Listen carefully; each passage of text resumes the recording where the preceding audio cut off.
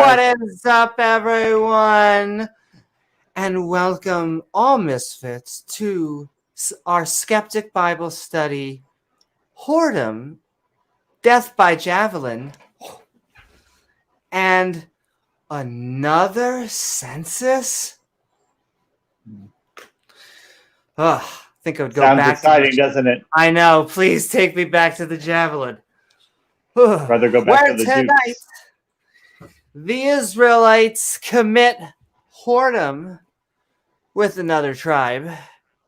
Death, of course, follows. However, no one blames God for taking a lousy census. So come join James W. and myself, Amy Newman, as we swing into the book of Numbers. Oh my. Oh my.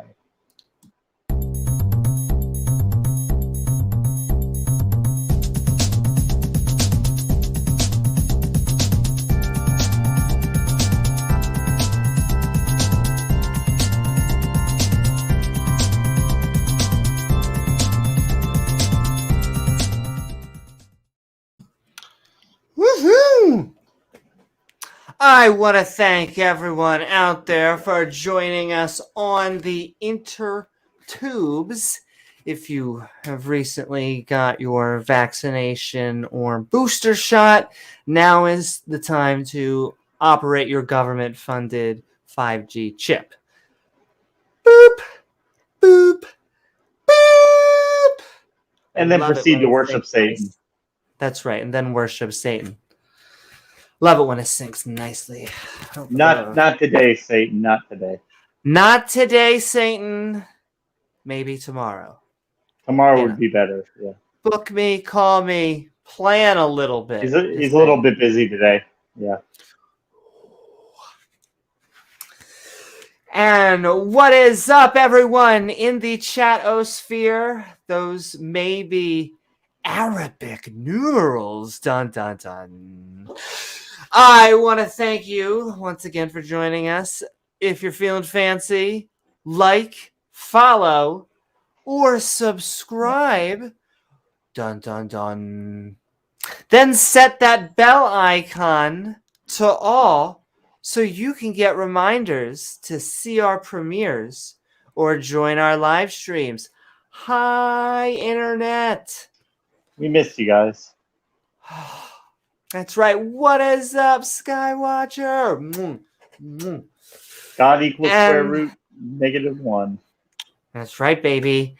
And then you can set that bell icon, like I said, so that you can get reminders to see our premieres, but also join our live streams.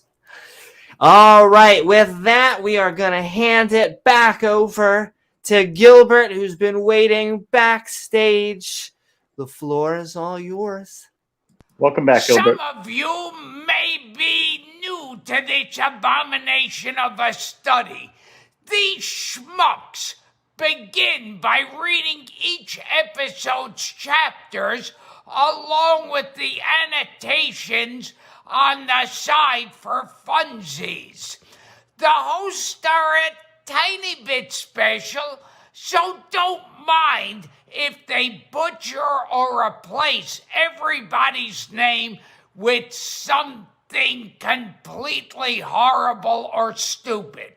However, the gibberish that spews forth from their face holes will still be an attempt at reading this book from cover to cover, which I'm sure has tons of wisdom or an insight on whether we can or cannot put things up our butt. If you have time to waste screaming internet memes at random strangers, then join the Discord. Or scream at them personally at your YouTube, Facebook, and Twitch streams. Finally, don't forget to support these idiots doing more lame shenanigans at Amy Newman's Patreon page. All right, schmucks, back to you. Oh, thanks, Gilbert. Woo-hoo! Thank you so very much, Gilbert. And that is right. You can find our Patreon page at patreon.com/Amy Newman, which helps us make even more content, including Woohoo! the awesome Patreons woohoo, that sponsor this. We're going to do, I think, a housekeeping. And then we're going to Housekeeping. talk to Jordan Peterson about truth. What? I'm sorry. Thank you, Sam. More like K.O. Champ! Go champ. It triggers the 3 Abrahamic religions to somehow know about pagan religions that are older than theirs, but it's not. Somehow they're not the classic version. Somehow the classic version became the 3 Abrahamic religions. Anyway, marketing, folks. It's all about marketing. Even though those religions may be older than Christianity, they still copied everything from Christianity. That's true. Well, right? You've been listening to a lot of presuppositionalist apologetics, and who that isn't a sadomasochist does it, right? A little bit. Well, then you know that all of logic cannot exist without the Christian worldview. And I feel like the Jews would like to learn about this because they're like, oh, really? That's funny. Everything you need to know comes from the Christian religion. Wonder where you got your story from. What? Old book. Old book. No, it all makes sense. They never. I would like a presuppositionalist to come on the stream and explain to me how they actually get logic from that, because they never seem to present evidence. They seem to just challenge. What if we're brains in vats, dude? But dude, brains. You'll never get a precept to answer questions. They are asking questions, Amy. You are answering questions. They don't answer questions. Yes or no. This is a friendly interrogation. You cannot fight the script, Amy. Don't fight the script. The script is. Let it happen. 100-0, never lost. 100-0. That's right. Except for, when Kent Hovind versus Gravity, but that's a different battle. It's like one for each of Otangelo's 100 sock accounts. Oh, we stand in honor for many lost Otangelo sock accounts. Well, he fudged up. I feel like, whew, yeah. Though all of his sock accounts will be resurrected when Jesus comes back for the bodily resurrection. All his sock accounts will be back, so don't worry about it. Yes, and in the end, it was just a role play, James. Really, do you think that gravity could affect gases? I don't think so. No. I know. That's like flirting with flat Earth. I like that. Because you're not being a flat earther, but you're kind of like, ew, what if, gravity just didn't affect the thing in the sky? The giant thing that makes all of life possible. We're just sending love, sending hugs. We heart everybody here. So much loves, including Oz from the Atheist, Oz, and Tangang Yo. I think Bryce is Right was just on earlier, a show you should check out. The Bryce is Right. Tons of great content on Tang, because in the non-believer community, we're trying to have better conversations, better debates, and oftentimes just bring people to a better space, ladies and gentlemen. Better breakfast pastries. better breakfast pastries. Wait. Oh, it always feels good when it rises. Anyway, thank you guys, Tangang Yo Thanks, and guys. Tart.live. But also, as we're leveling up in the skeptic community, we're sending love to Ian Davenport. Ian. Boop, boop, boop. He might as well be. You should probably get a Mark Zuckerberg doll as his prop. Are we allowed to have lizard reptilians on here? No. That's my parents. Though, I think. Does that mean... Wait. Amy, your tail is sticking out. Oh, wait, that's not a tail. Oh, my. Whoa. Yes, that's a little bit different. But I actually, now that I'm looking at this heart, it just makes me realize how triggered it is to say, James, do you think something like this could have happened naturally? Oh, my. All these aortas? I All don't those know. de-evolution or devolution, yeah. How could the heart devolve? I love that notion of de-evolution because it just shows how much that we look down on, once again, other animals. Creationists never take a pot shot. As if, 65 million years ago, the dinosaurs weren't frigging cool. It's not like they de-evolved to us. They didn't have a good time, let's just say, in weather patterns after the weather was not fantastic after the meteor fell. And these furry little rats were like, hey, look at all of this terrain that we can have our new little niche in. And of course, they said, look at that dinosaur. He needs about 1 million calories a day just to survive. I'm a little rat. I need 100 calories and I'll survive. So in a food scarce environment, which one do you think did better? Exactly. It was basically an apocalyptic event. And so after that, you just have these little survivors that can scrounge. And then eventually live on barely nothing, things calm down again. Everyone has fit into their new niches that they have found. Dinosaurs didn't die. There's just a single branch of avian dinosaurs that now exist, and it just turns out that they taste good with ketchup. Shit happens. Yeah.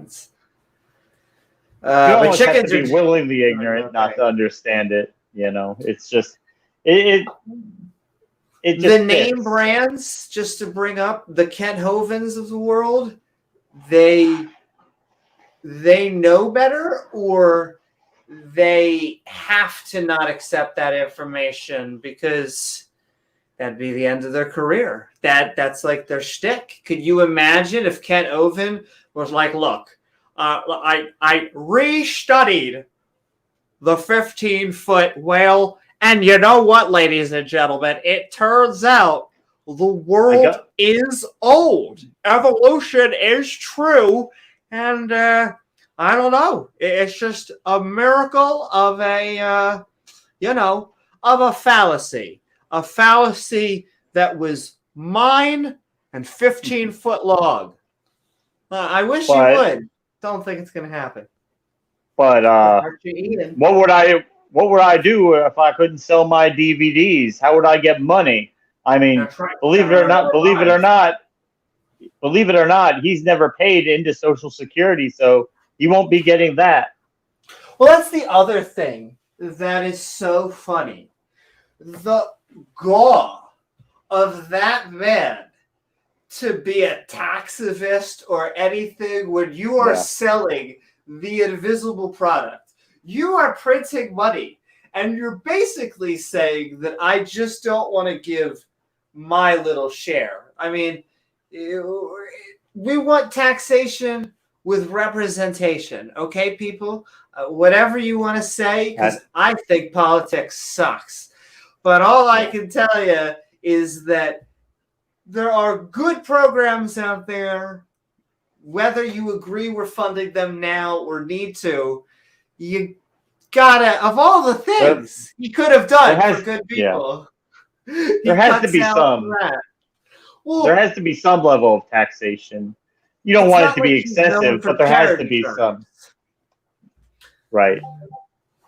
Yeah, well, it wouldn't be like he's not the guy that you imagine giving out sandwiches. He's the guy that, I mean, he was doing debates right up until the day that he went into a debate with a judge, once again, about gravity. They've been hot lately.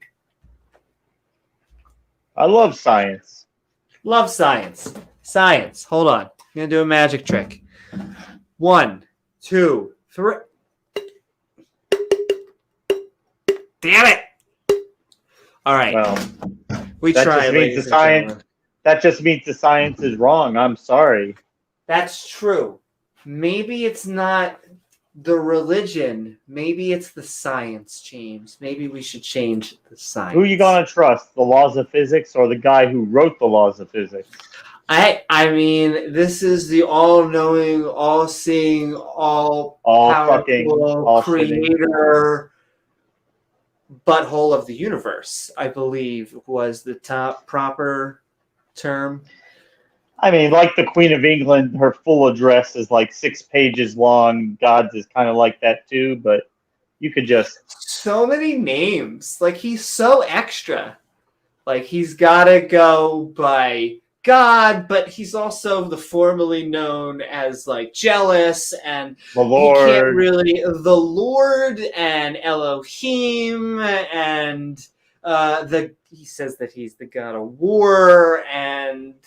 I don't know. Just a little bit too much. A little bit too much. Says the Lord a lot, too. That Lord shit is like, whew, we can fill up pages. It's good filler time, you know? It's good filler time, exactly. And people really love filler. I've heard about that. I think that's big in the anime community. They're like, give me more filler. Anyway, because... The Bible is so packed with wisdom. And actually, you're going to find that out soon, this first chapter, let me tell you. And I guess, really, if you think about the second one, depending on your excitement level. Yeah. Anyway, when we're listening to creationist claims, it makes us and a grumpy old cuss go, God damn you, FCC, that probably regulates YouTube. That's how that works. And the second chapter today will probably make you go snore.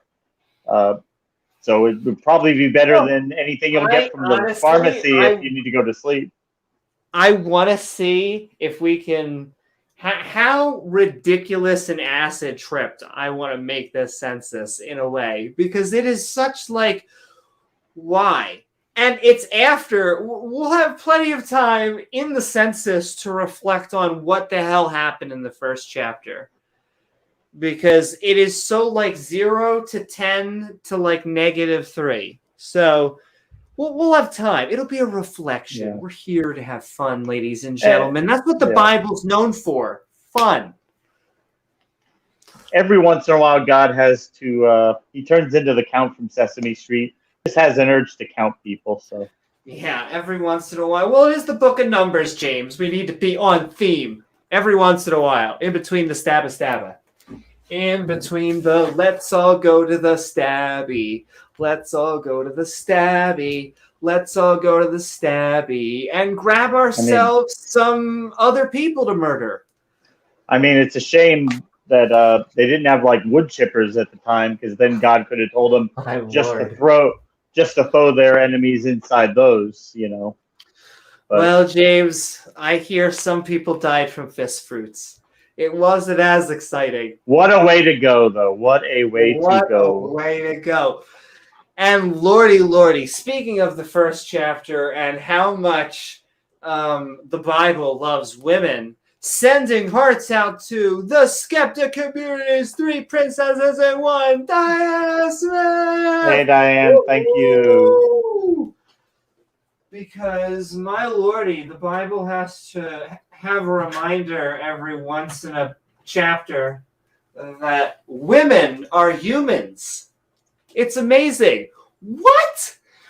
Women are, but we had a donkey over here, and we had a woman over here, and both were pulling things for us down the track. They'll be fine. What's next? They're gonna say we're the same species. I mean, I know, James. You're gonna start telling us that we came from apes. It's gonna be crazy. Which they really do take as an insult. I love that. Once again, if you didn't need a reminder at how much they look down other animals, they feign, like they're offended. outrage, How disgust. dare you confed me to pond scum? Really, pond scum? Or a protista. Here's this PhD scientist or an amoeba. that we kind of retired in the 70s, but he's since been working for Creationist Academy. Are you calling him pond scum? Yes, I think that his mom and dad literally came from pond scum. Where's Grandpa? I mean, if you're gonna pay me $100,000 a year to be a professional creationist, I'm thinking, okay. I know. Right. It's a good time, James. It's a good payment, and like it works.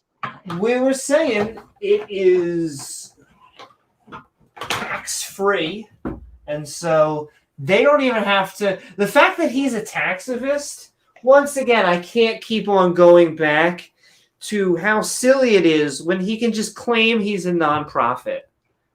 Like, he could have been regularly printing money like all the other con jobs out there that seem to have that in this country, and you're not even going to take that. You're going to go one step further. Well, when you get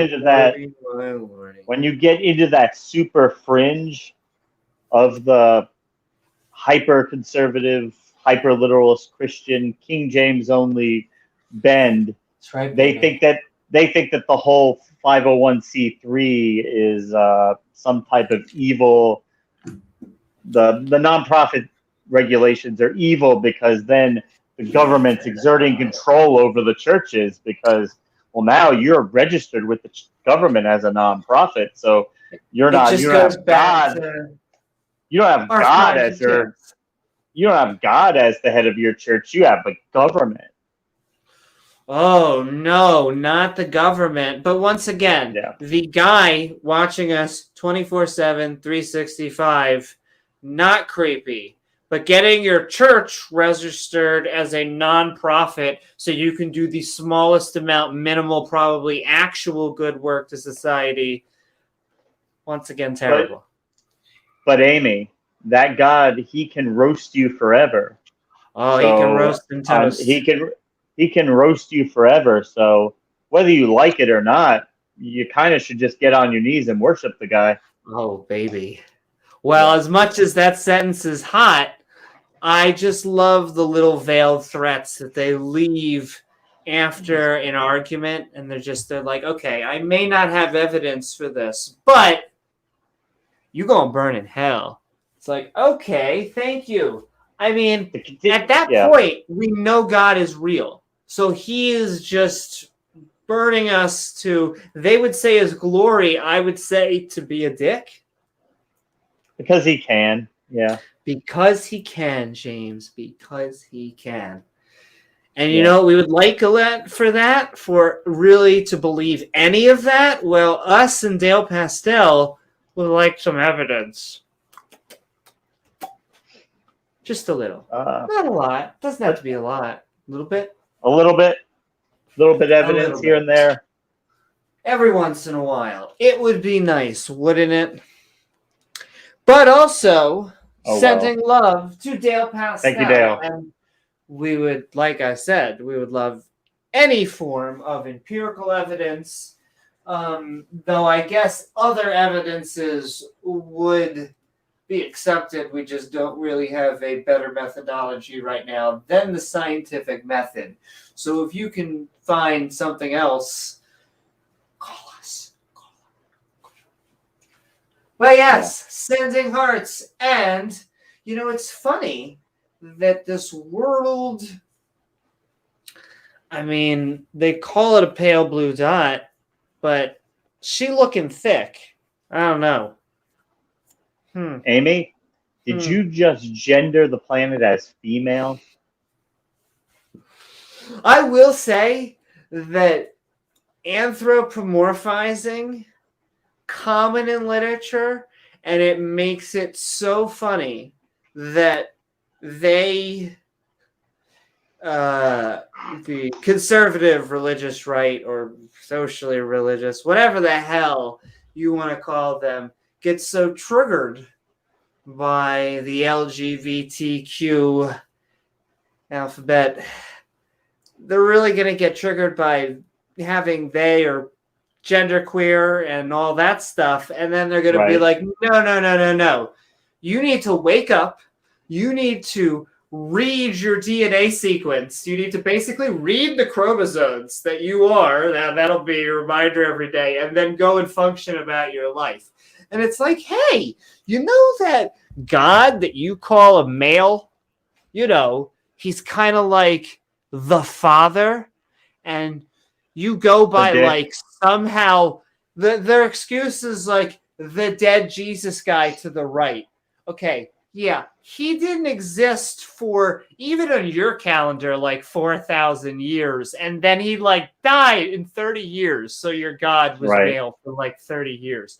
That's like, no. So we're gonna put that over here. But no, it has to be a male creator of the universe. It has to be like giant, massive dingly bits somewhere in like a galaxy, just spinning around each other as balls. Or balls if it's not that, and there aren't like galactic TAG chromosomes that God wakes up and decides like, I better wear boxers today, then I guess that kind of breaks your rules, doesn't it? And he's not a guy. So you're going to have to accept one or the other. Little bit. Yeah. Well, that conspiracy fringe, they hate things like people using the phrase Mother Earth or the Gaia.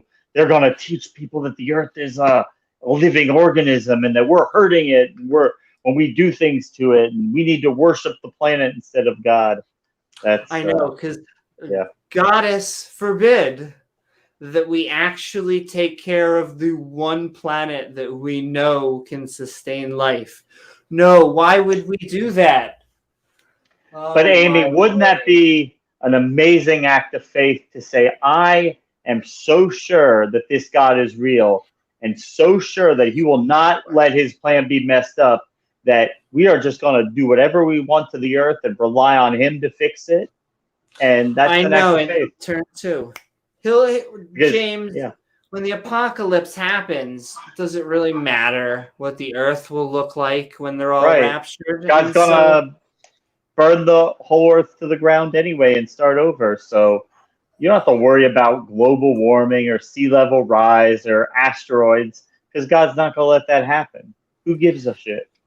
And also, my last thing before this, love him or hate him, generally speaking, if you are on the capitalist side, just please Google Elon Musk talks about global warming. That's really all you need.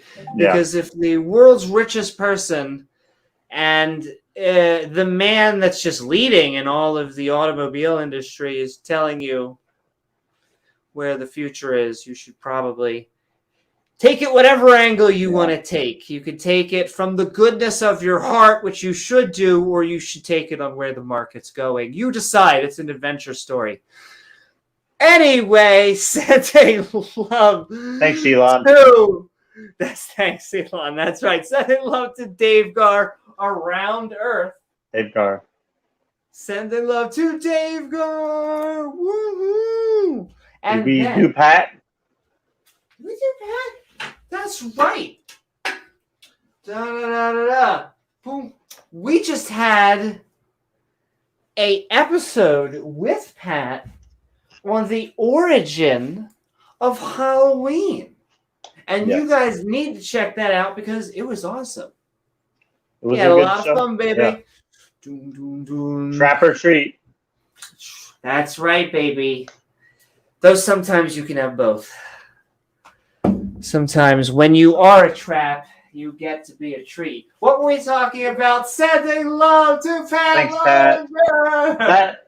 That's like, when you go up to the vending machine and you put your money in and you get 2 that come out, like, even though you only paid for 1, it's like a bonus. Yeah.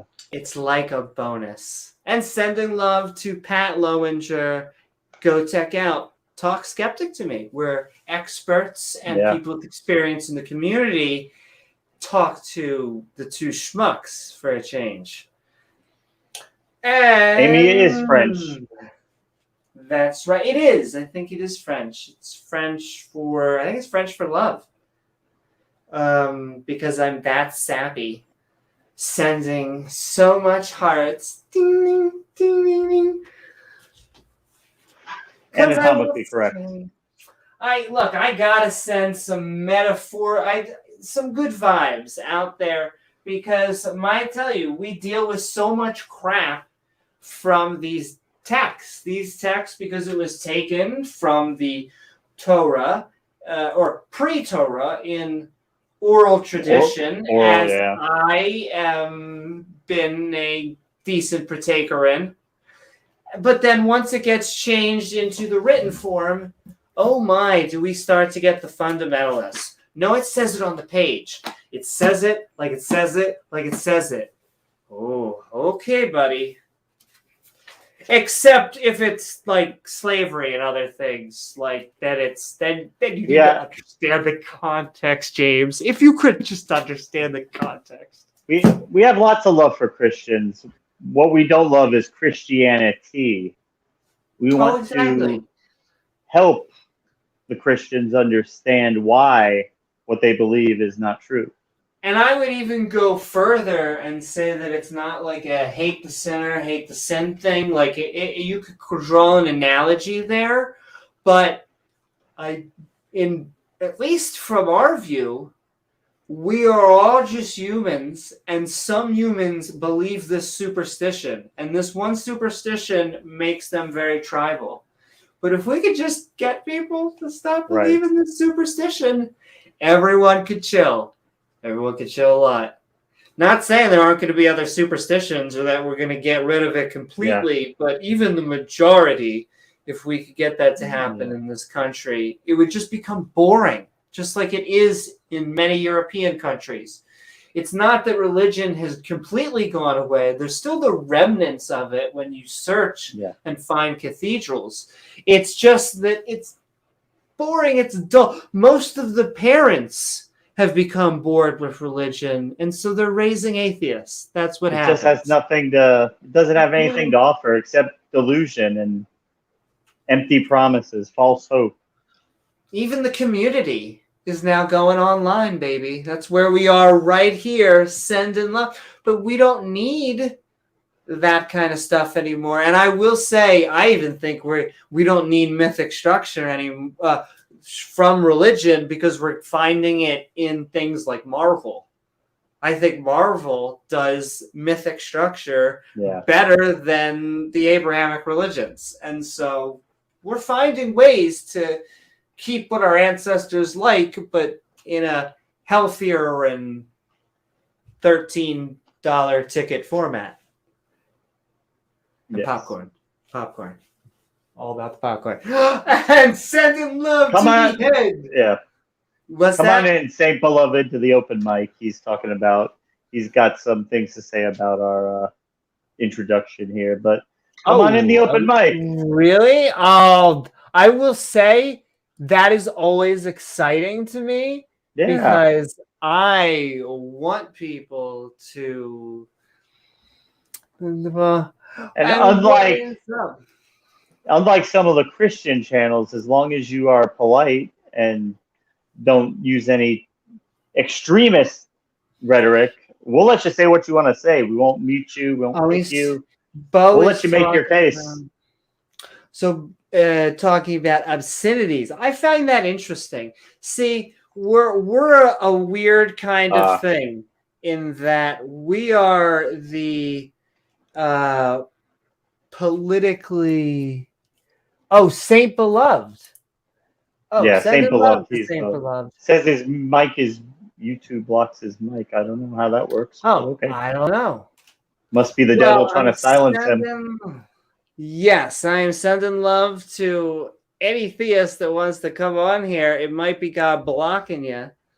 Yeah. Join our Discord, Saint Beloved. We're on there all the time if you want to chat. Yeah, that's got nothing to And do I with would YouTube. say our open mics, we normally go right into them, but these tend to be the actual Skeptic Bible Study, and then we go into our open mics. So, do. Mike hits blogs. But send in love. I see X music to freak Saint Beloved. God equals the square root of -1. Bo Smith, Skywatcher, Tighten your anus. The science, the old Jason, what is up, Jason? Hey Jason, the freak. Do you have the Discord? Is that posted in the description, Amy?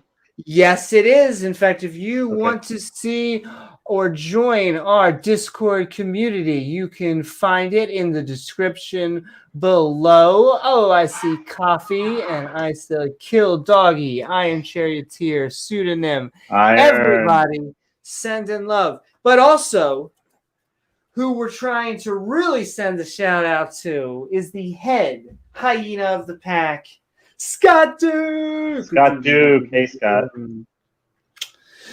Not only that, but we are actually sending love to Answers in Atheism, where Scott Duke hangs out a lot. And it's an awesome channel. They have a non-believing weather report almost every day that you should check out for his awesome content. It's a thorn in the side of the Christian debate community. It kind of triggers that a little bit.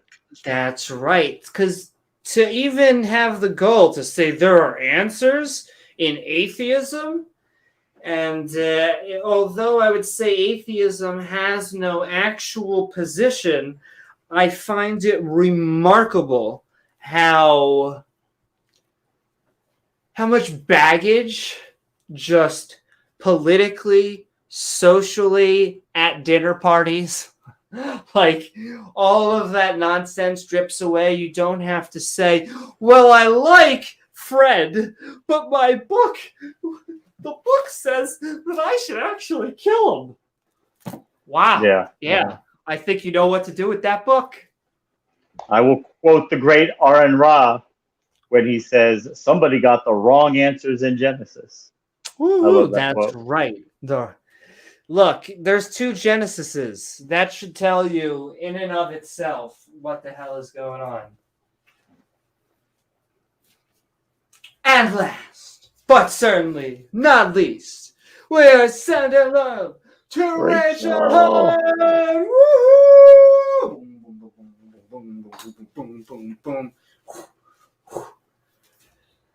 And it's just the common theme. Just the women and the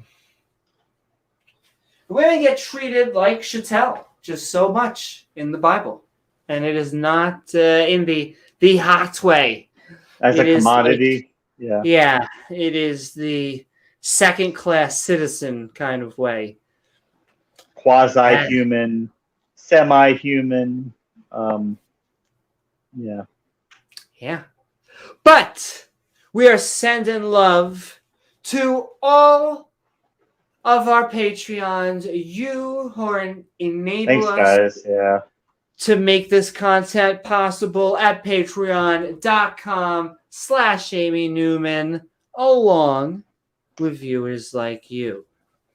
And all right, Randolph Richardson in the house. Woohoo! What is up, atheism? The Godfather. You're gonna have to tell me about not believing in God. I need to see some evidence of that. Some evidence. A little bit of empirical. During our Skeptic Bible studies, we try to greet everyone on screen just like I was doing before. However, if you want your specific thoughts, questions, or one-liners read out loud, help us find your comment by tagging James or myself in chat at Amy Newman. After the chapters are done, we will be switching into the open mic so you can tell us face to face about the wisdom we just experienced. Oh, so much wisdom. If this is your first time to the series, you may be asking, hey, what version of the Bible are we about to read? Why, what a fantastic question, which brings us to our categories. Categories, you say? Before we begin, I'm going to start by going over the specific Bible we'll be reading, along with some helpful category marks. Categories, you say? Why, yes I do. You see, we're going to be reading from the Skeptic's Annotated Bible, an entire King James Bible lovingly fawned over by a skeptic who decided he would add his own notations. These are little flagpoles of sanity put in use to remind us that, hey, maybe slavery is evil, including categories like absurdity, injustice, and cruelty, but also a good amount of intolerance, contradictions, and conflicts with science or history. That doesn't mean it's not packed full of misogyny, false prophecy, and some questionable biblical family values. Now, we won't skip the good parts that the Bible has, only that these passages seem far fewer in number than any priest or pastor seems to suggest. So without further ado, won't you come join the Skeptic crew? Woohoo! They joined us. Welcome, everyone, to our Skeptic Bible Study. On the previous episode, Balaam's sacrifice. Balaam sacrificed many an animal, talked to God, then gave some awesome speeches. Super exciting. In this episode, Whoredom. The best speeches. The best. Some people are saying the best speeches. Yeah. In this episode, Whoredom, death by Javelin, and another census. The Israelites commit whoredom with another tribe. Death, of course, follows. However, no one blames God for taking I bet they didn't see that one coming. I know. 2 scoops. It's funny how it always leads to death. What? Hey, guys, what happened last time we started worshiping our other gods? Oh, yeah, God killed a bunch of people. Huh. I got an idea. Maybe if we do it again, God will be okay with it. Exactly. It gets more moral the more people you kill, James. That's how it works. That's why when he genocided the planet, he's the most moral. That's how it works. The best genocide. The best genocide. Some people are saying. But yes. Better than all the other gods. All the other gods. All the other gods. Puny. Lesser gods. Our gods don't even have vowels in them for some reason. Sexy. Tonight, the Israelites commit whoredom with another tribe. Death, of course, follows. However, no one blames God for taking a lousy census. So, with that, welcome, James, and are you ready to count some numbers? I think we were born ready. Born ready, and we were born atheists. Moving through. We're almost done the book of Numbers. We're on the other side. I see you on the other side. Sending love. Hey, we are all about saying love to everybody in there. And we are all about saying what's on people's mind. So, in fact, I swear sometimes some of the other creationists or the pre-suppers, they don't come on here because we give them too much time. Sometimes I think they're like, oh man, you mean we're we're going to have to explain our views? No, Bo Smith is for real. Now this is amazing. Somebody has outdone the freak at his own game. Like, I almost understand what Bo Smith is saying. Like with the profanity thing, I find profanity interesting because our brains literally have like a registrar of bad words that we collect, and you can test out the power of like putting your hand in ice water. And they did an experiment of where they're trying to see if curse words would allow people to stand the in water for a longer amount of time, and you could. Would it relieve the pain a little Would bit it or make it relieve the more bearable? pain? Yeah, and it did. Yes.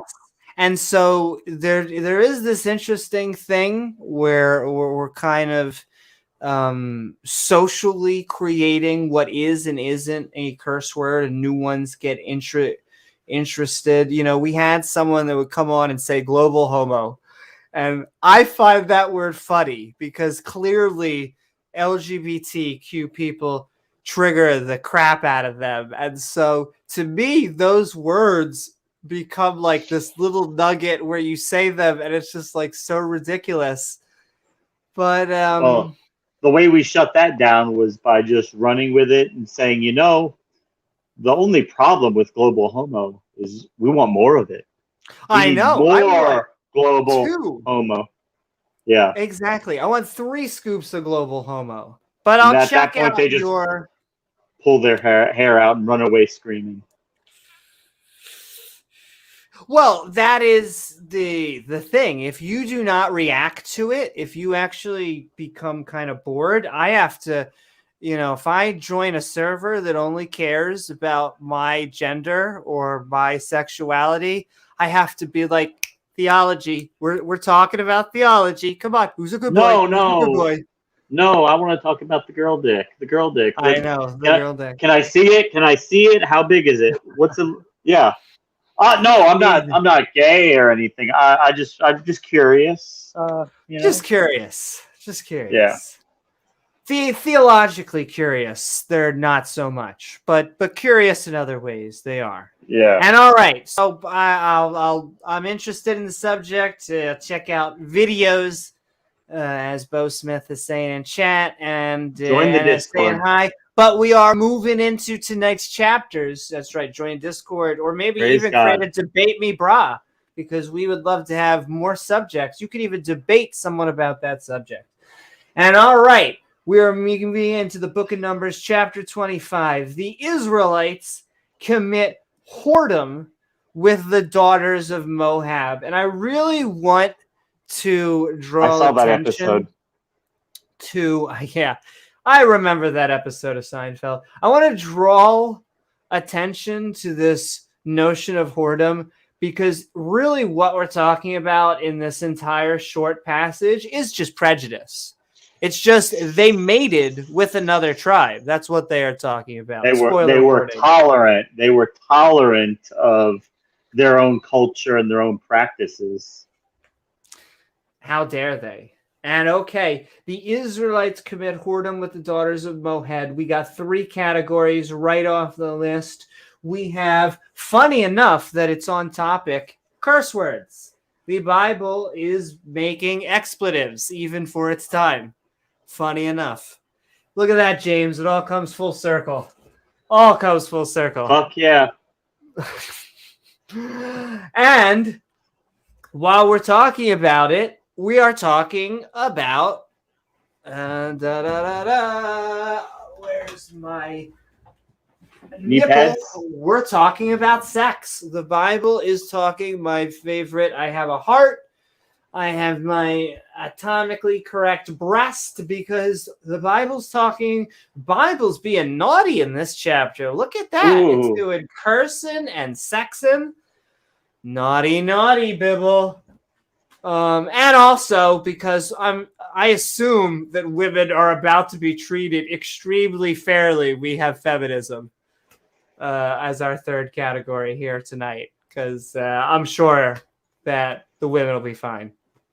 They'll be fine. It all worked out in the end. In the end, the Israelites are going to commit some whoredom in chapter 25, verse 1. And Israel Shishmael abode in Shittim. That's what it says right there, ladies and gentlemen. Good old Shittim. What are you going to do? That's and the whole the town. people, the whole town, my goddess, they were all filled with Shittim. And the people began to commit whoredom with the daughters of Moab. I didn't have to roast anything in this sentence almost. Like the Bible just did it to itself. And they called the people on to the sacrifices, because that's kind of like a thing they like to do, of their gods. Oh my. Multiple? S. And the people did eat. They went to Chili's and bowed down to their goddesses. Oh my, huh?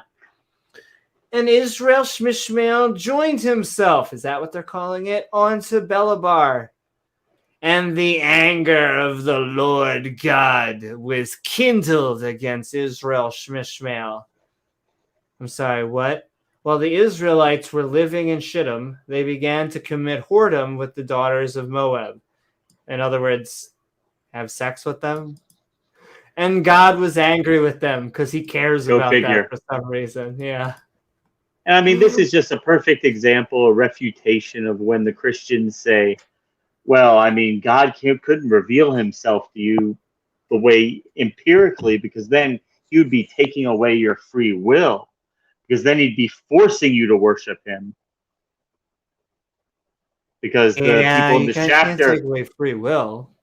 The people in this chapter, they had daily examples, daily proof of God's existence through miracles and at times direct appearances from God. But hey, look at those daughters of Moab. Look at their gods. They look nice. I feel like making a sacrifice to their gods. I'm going to do it. I don't care what Yahweh says. Just be naughty. Why don't you go to the other gods? They're so much better. They're so much cooler. You would be like the total ball of the gown. Ball of the party. And yeah, I guess they went towards that way. And because of that, guess what you're going to get? Violence. Choppa, choppa, choppa. Ah! Because we are moving on to God and Moses respond, quote unquote, by hanging up heads and forcing the people to kill each other. I love a happy ending, James. Which Saw movie was that on? Yeah. Yo, this dude outpaces Saw. That quail stuff is something out of a Saw movie. I know that we bring it up because we have our atheist fedoras on too tight, but there was a chapter that had, just the Israelites. They were starving and they were like, why did you take us out of Egypt? And so God was like, oh, no. I completely understand what you're talking about. The mafia boss. Exactly. I'm so sorry. Was I holding up a bat to you? No. Go. I'm going to give you some quail. And they're like, oh, thank you, God. You're such a nice guy. And they start to eat the quail. Don't mention it. The moment they bite into it, they die. Boom. Dead from quail. Death by quail. Would you like some quail? Would you like something to eat? Are you hungry? You haven't eaten in 3 days. Are you hungry? Would you like some food? Oh, you silly Israelites. Now you don't need food because you're dead. Good for you. Once again, the Bible loves its violence, but it also has a good amount of misjudgment because, why would you want to do that? Be a fair and just God, even though they say he is the most fair and just God, which I never understand that stuff. It's such a low bar, and he fails at every turn. Couldn't get slavery wrong, didn't get homosexuality and gender and other issues right. Didn't even get them close to right. Said murder them. Wasn't even like don't support marriage. It said murder. He didn't get the science right. He didn't get anything right. Yeah. Gets lots of things wrong. He didn't get history right. Like many other holy texts. So a shout out if you think we're just doing the Hades, because they all get triggered equally by different things. Because, like, if we just rag on Christianity or their version, whatever Christianity, their schism denomination, they get all sad because why are you picking on me? But no. It's all of them. But this one is so prevalent. Between this and Islam, 2/3 of the world, unfortunately. So we need to do our skeptic duty. Those are the fields we got to plow. Yeah. Though just reading the Bible, I swear, you've no better way out of Christianity, out of Judaism, from reading the Torah and the Bible. The good news, not so good. And the thing I think that happens is a lot of them, they hear things like broadcasts like ours or similar things, and then they just run to their pastors or their apologists, and they kind of coddle them and say, it's okay, don't listen to those mean atheists because God had a reason for everything that he did. He's good, loving, and doesn't death suck? Wouldn't you like to live forever? Do you want to die and just go in the dirt? Come on, man. Won't do that. Yeah, you want to have the afterlife so that you cannot appreciate this life? I don't know. It seems very odd. I mean, it doesn't seem odd in that wanting to live, wanting to not die is Death not sucks. strange. Death sucks. But just accepting it because of a text that cannot be empirically verified, that is a little gonna need more. Not blaming my ancestors, James's ancestors, or your ancestors. They actually had reasons. Were lizards. That's true. You can only see it at night. But no, they had reasons to actually believe. Like, I am not trying to be like, we stand metaphorically on the shoulders of giants. We understand science today because of the scientific revolution that happened a few hundred years ago that had been slow boiling ever since natural philosophy. But, they had reasons to, think that putting blood on the altar would have stopped God from hating them, which happened in biblical chapters that we have read recently. And that revolution only came about once it became acceptable and not a capital offense to question the Bible. Once we started being able to question it and empirically test its claims, and we found out, hey, this doesn't add up. Global flood, no, didn't happen. Whereas in an era where that would be a capital offense, you could be executed for saying that. And Randolph Richardson says, ancestors could be much younger than you think. Is that from the Bible? Hey, let me tell you, the Bible doesn't treat, I'm pretty sure we haven't gotten there yet, but Mary was, let's just say that Yahweh, I don't know why she was married, and Yahweh shouldn't have been doing stuff there to begin with. Well, and to be fair, when human lifespans were, much shorter, people did get married a lot earlier, and that was very common in the day, and it was prevalent throughout the world. That being said, you would think that if a God was all wise, all knowing, all that, he would be able to have a bit greater insight than the common wisdom of the day, but he never seems to do that. He always seems to have the exact same wisdom and common knowledge that was prevalent at the time. Go figure, huh? They always seem to react and have the morals of exactly the time period that they came from. And funny enough, it doesn't seem like it's a holy book. Holy, that's the word. Oh, yeah. That was a pun about ancestors. Ancestors.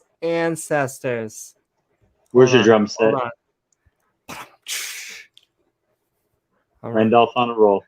Woohoo! And what is up, Randolph Richardson? And once again, feel free to tag us about all of the wisdom we are experiencing, or just, like I said, your thoughts, questions, or one-liners to Amy Newman. And all right, we are moving along. Oh, of course, because it's the little angry. He's our little sad prejudice squid. Because unfortunately, the Bible gets a little intolerant. And they're different. I don't like them. Yeah, because tribalism. Why would we want to have it any other way? It's us, it's them. And it feels good when you're on the in group, right? Yeah. You're going to love winning. I win all the time. And all right, I think that's the last category. Oh, that's weird. Guy, I think Amy's browser crashed, guys. We might have lost Amy. Oh, my. Yeah, I think I went through a wind tunnel because it looks like the Bible may have a contradiction. But that can't be possible. The Bible having a contradiction? I mean, no. The Bible says, in the beginning was the Word, and the Word was God. So that means the Word is God, and God can't contradict himself, could he? He can't be a contradiction in and of himself. Well, James, can God eat a burrito? Could God create a burrito so spicy that he couldn't eat it? Well, it would have to be above the Planck temperature because that would be no barrier for him. So I don't know. Yeah, we're going to have to get our top scientist on it. But Jason, let us know about that one. Let us know. And it may be that there is a contradiction in the Bible. Dun, dun, dun. And all right, God and Moses respond, of course, by hanging up heads and forcing people to kill each other as we move forward in Numbers chapter 25. And the Lord Bob said unto our main man, Charlton Heston, take all the heads of the people, this is the good guy, and hang them up before the Lord Bob against the sun. What? You're going to hang me up right next to Sunflower? No.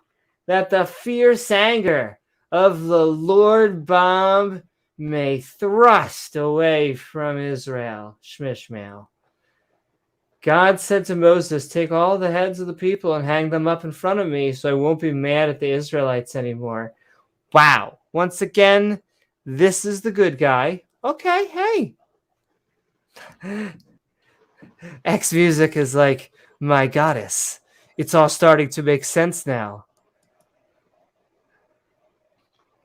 If you don't think about it. If you don't think about it. Or have a good burrito. Either one of those. Boom, boom. And Moses said unto the judges of Israel Shmishmael, of the Judge Judies of Israel Shmishmael. Slay ye every one of his men that were joined onto. We're gonna go with Balzabar. Baal Peor is how it's said. But, yeah. Sure, that's what I said. Bowser, Bow Baal Penis, Peor. Bow Peor. Moses said to the judges of Israel, "Kill all the men who join Baal Peor." Yeah, once again, the good guy, ladies and gentlemen, the good guy. Sure. The best guy. The best guy. Some people are saying. That I originally thought that was like paradas. It almost looks like pineapple. We're gonna go with pineapples.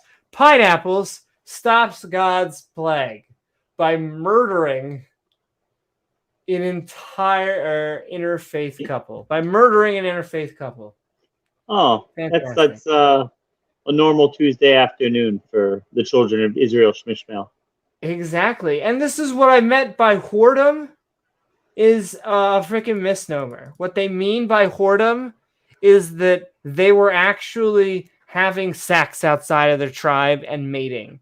That is really what it was. They were breaking down barriers. That's what they meant by whoredom.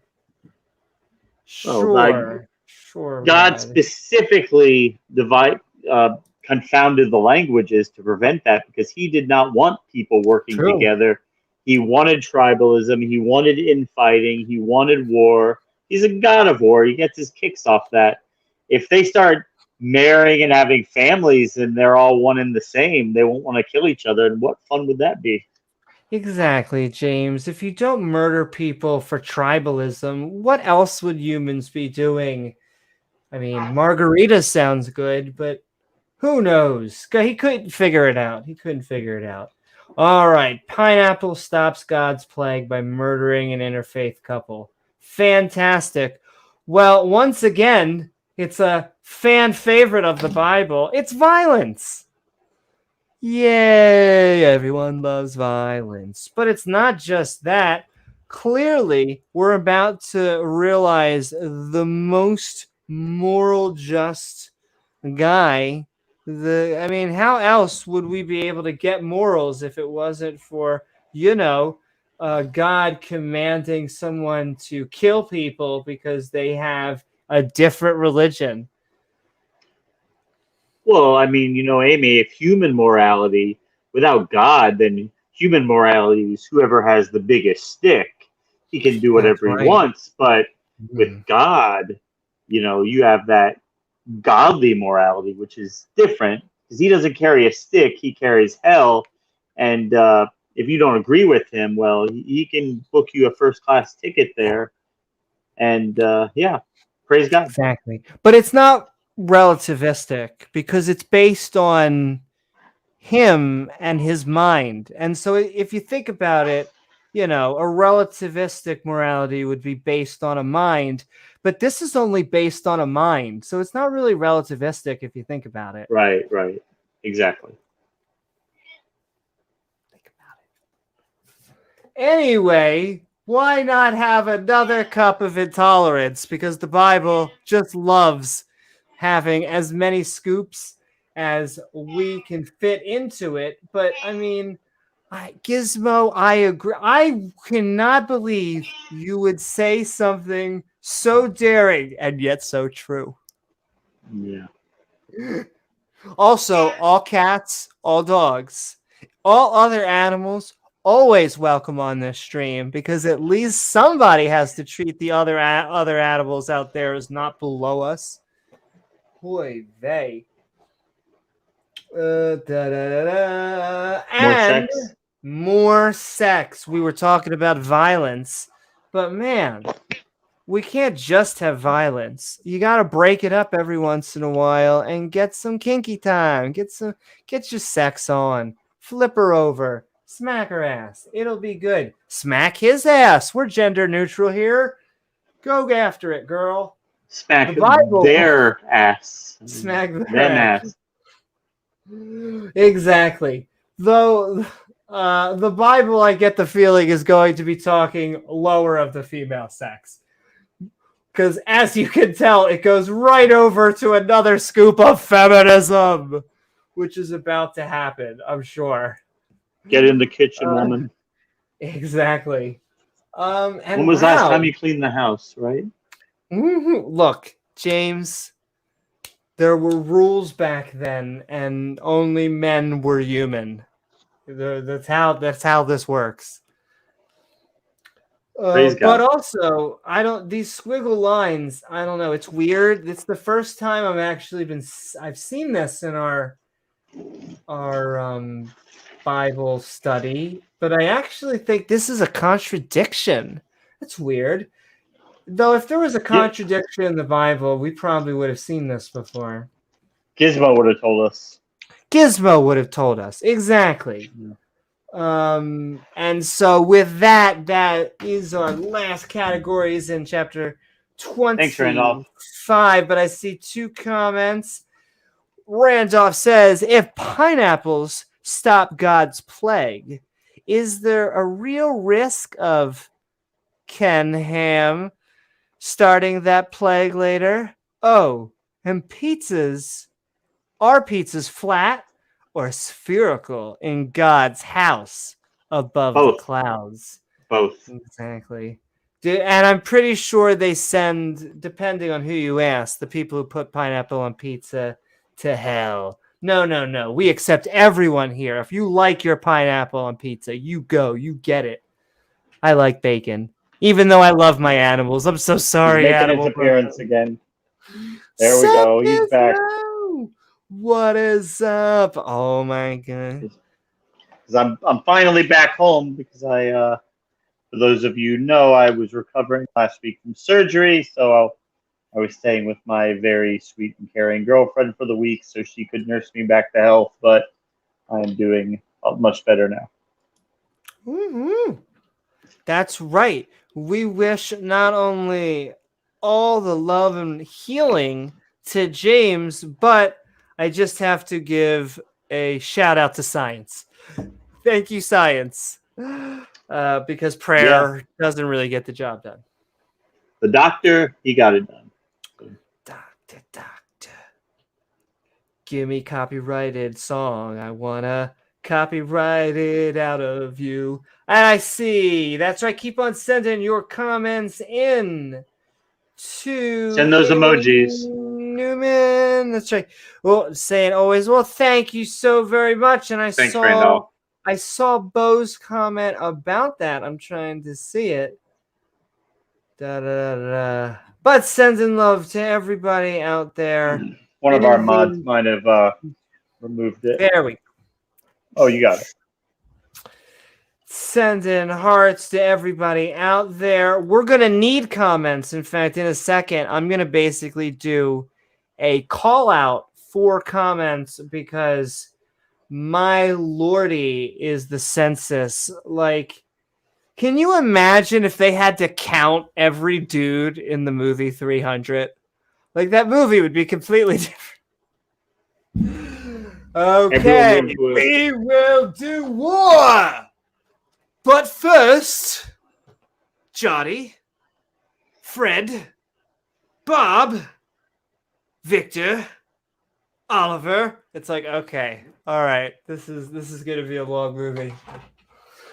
So take love to everybody out there in the Janosphere. But yes, pineapples stop God's plague by murdering an interfaith couple. Because why the hell not? And behold, he always has to be extra. One of the children of the corn of Israel Shmishmael came and brought unto his brethren I want to say the Midian women from Final Fantasy VII in the sight of Charlton Heston and in the sight of all the congregation of the children of corn of Israel Shmishmael.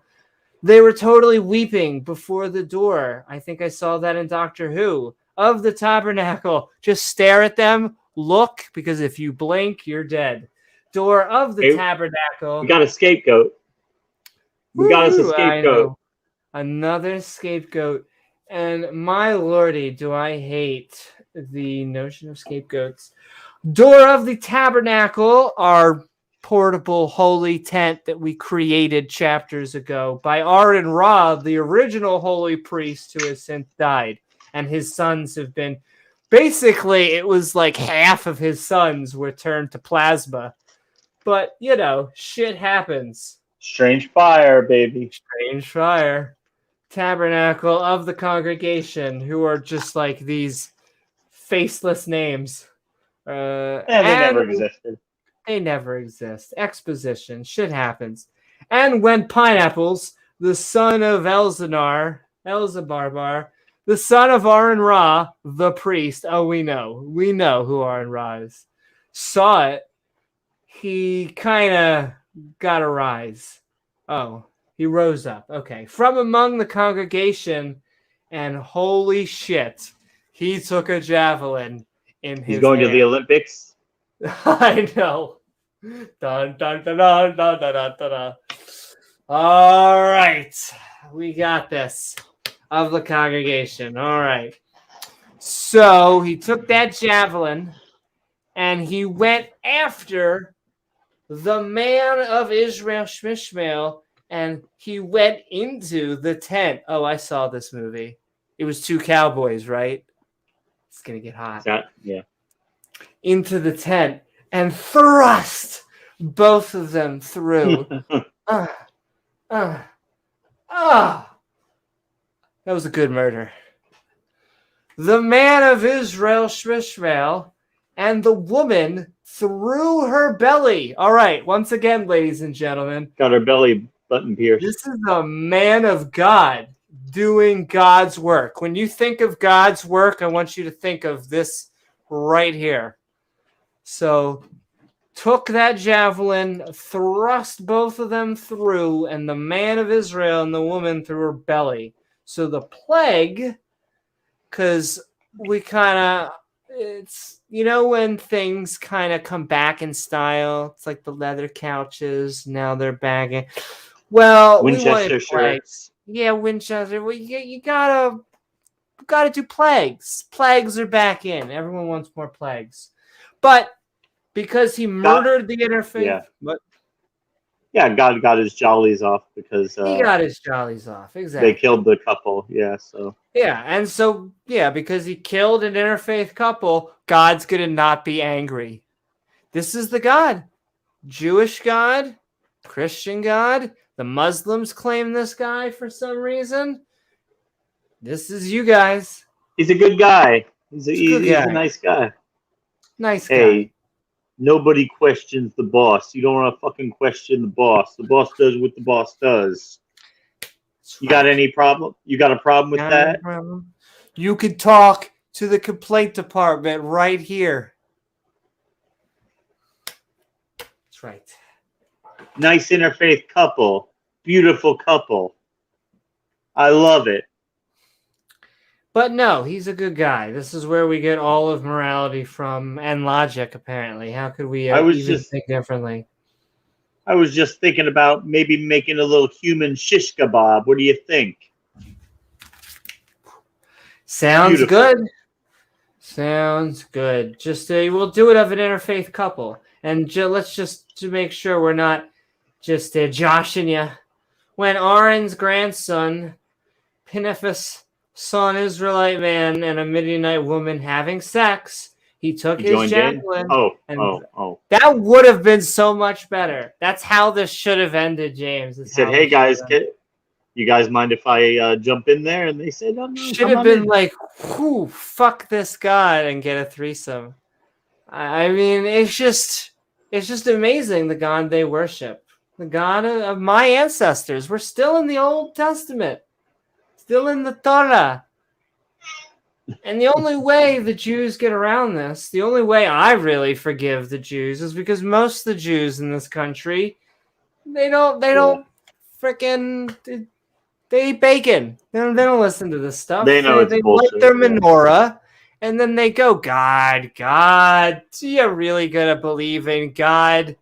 Have some cheeseburger. Have some matzah. and a cheeseburger and just do it all. And you're like, what?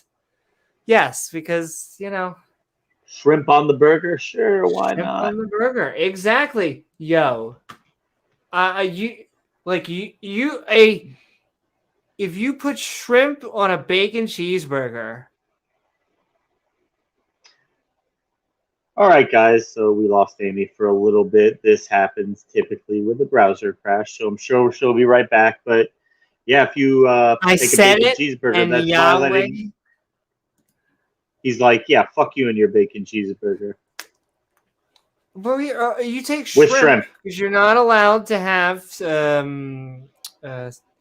Trying to think how they word it, but you do shellfish. You can't have any type of that. Shellfish. So you can't have cheese that mixes with meat, and you can't have bacon.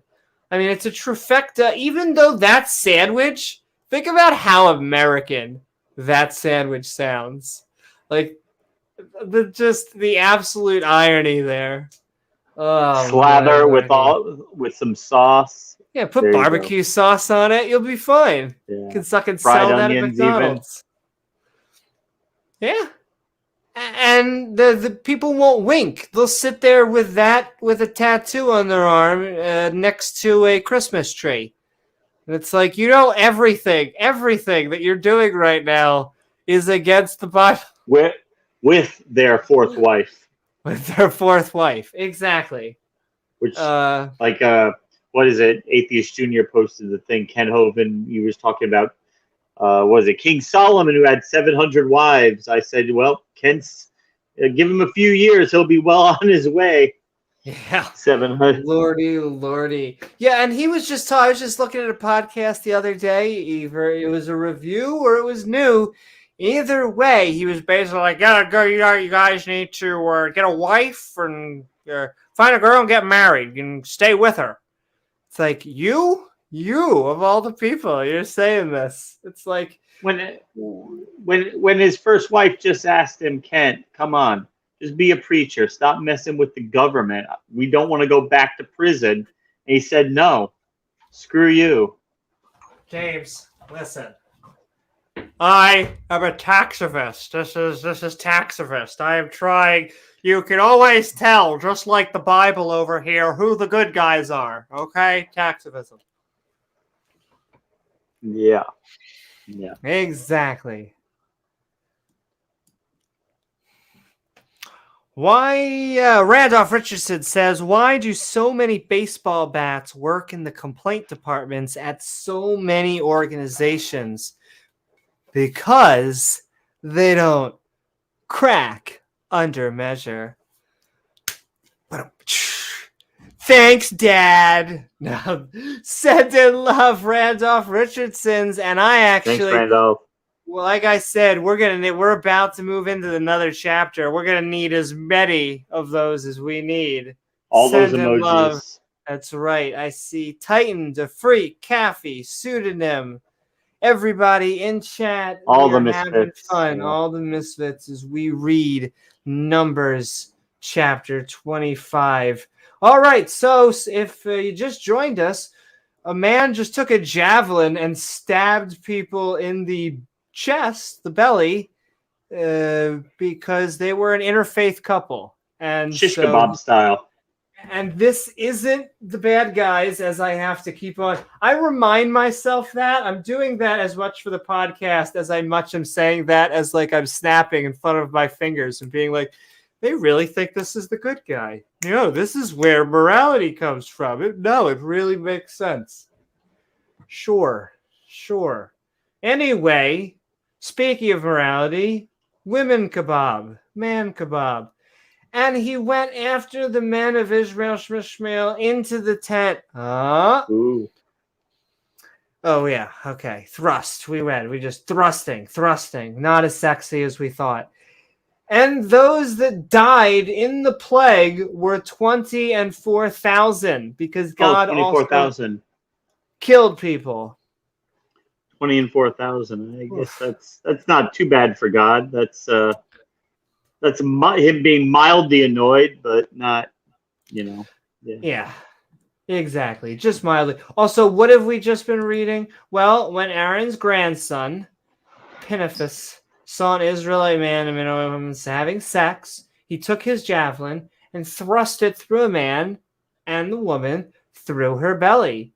And that stopped the plague because God wanted, like, seriously, that is an, God, it's such an evil God. This is what happens at the end of a movie. Like, it just bothers me so much. Like, but you can parody, and then there's like, damn, stabbed a man and a woman for a god. Okay, but not before 24,000 Israelites had died. Whew. I mean, put the 24,000. That's like 6 9/11s, something like that. I mean, that's a lot of people. It's a lot of people. A lot of friggin' people for this war god. No, he's totally nice. He's totally nice. Okie dokie. And the Lord Bob Spack onto Charlton Heston, who hadn't really gotten many speaking roles lately. It's a shame. He's getting older. He's probably like 400. He's getting up there. James, he had his times. Every Thanksgiving, he talks about, you remember when I was with God and we took you out of Egypt? It's like, we get it, Grandpa. Can you pass the fucking jelly? Shut up and eat your matzah before I turn my stick into a snake again. Always talks about the stick into a steak. Stick into a snake. We get it, Grandpa. It was real. I did it. And then God rained down fucking locusts. Again. You know what? With the fucking locusts. Sometimes I wish we still lived in Egypt. Exactly. Yeah. On the next adventure of Days of Our Yahwehs. Pineapples, the son of Elzar, the son of Aaron Ra, the priest class who had turned level 60 lately, even though I'm dating myself because I think there's like way past level 100 in World of Warcraft now, have turned my wrath away from the children of Israel, Shmishrael. While he was zealous, a zealous good man, for my sake among them, that I consumed not the children of Israel, Shmishrael, in my jealousy. Wherefore, say, behold, I give unto him my covenant of peace. Oh, nice. So, I mean, if you read that last verse right there, how is that not very close to saying, like, there's a gay couple or there's an interracial couple, let me kill them because God will stave off his wrath, or I don't know, maybe there won't be an earthquake or hurricane, because that's what God is saying right there. Because he killed those people for doing something God didn't like, then God ended up killing less people than he otherwise would have. So he's basically saying that the killing was good because in the end it was for the greater good, because God killed less people because he wasn't so pissed anymore. The ends justify the means, James. Right. And all right, we're about to come to the end of the chapter. Then I'm going to do a PSA for the next chapter. All right, wherefore say I behold. All right, we're giving peace. We're being zealous. I think are we in 13, 14?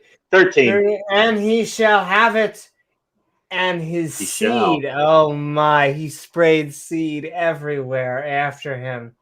Even the covenant of everlasting love.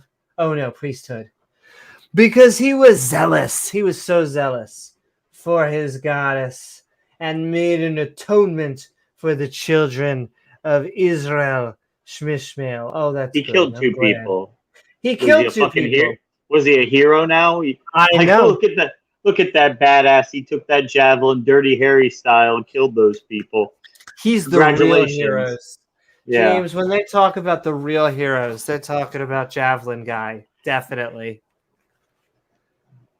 I always like when the who was it in like the early chapter? Was it Isaac about to kill his son?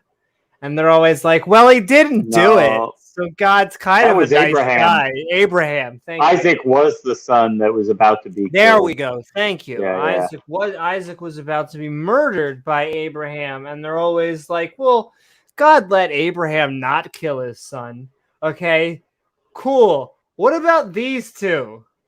What about the whole Javelin guy? The guy that pulled an Olympic thrusting motion into a interfaith couple.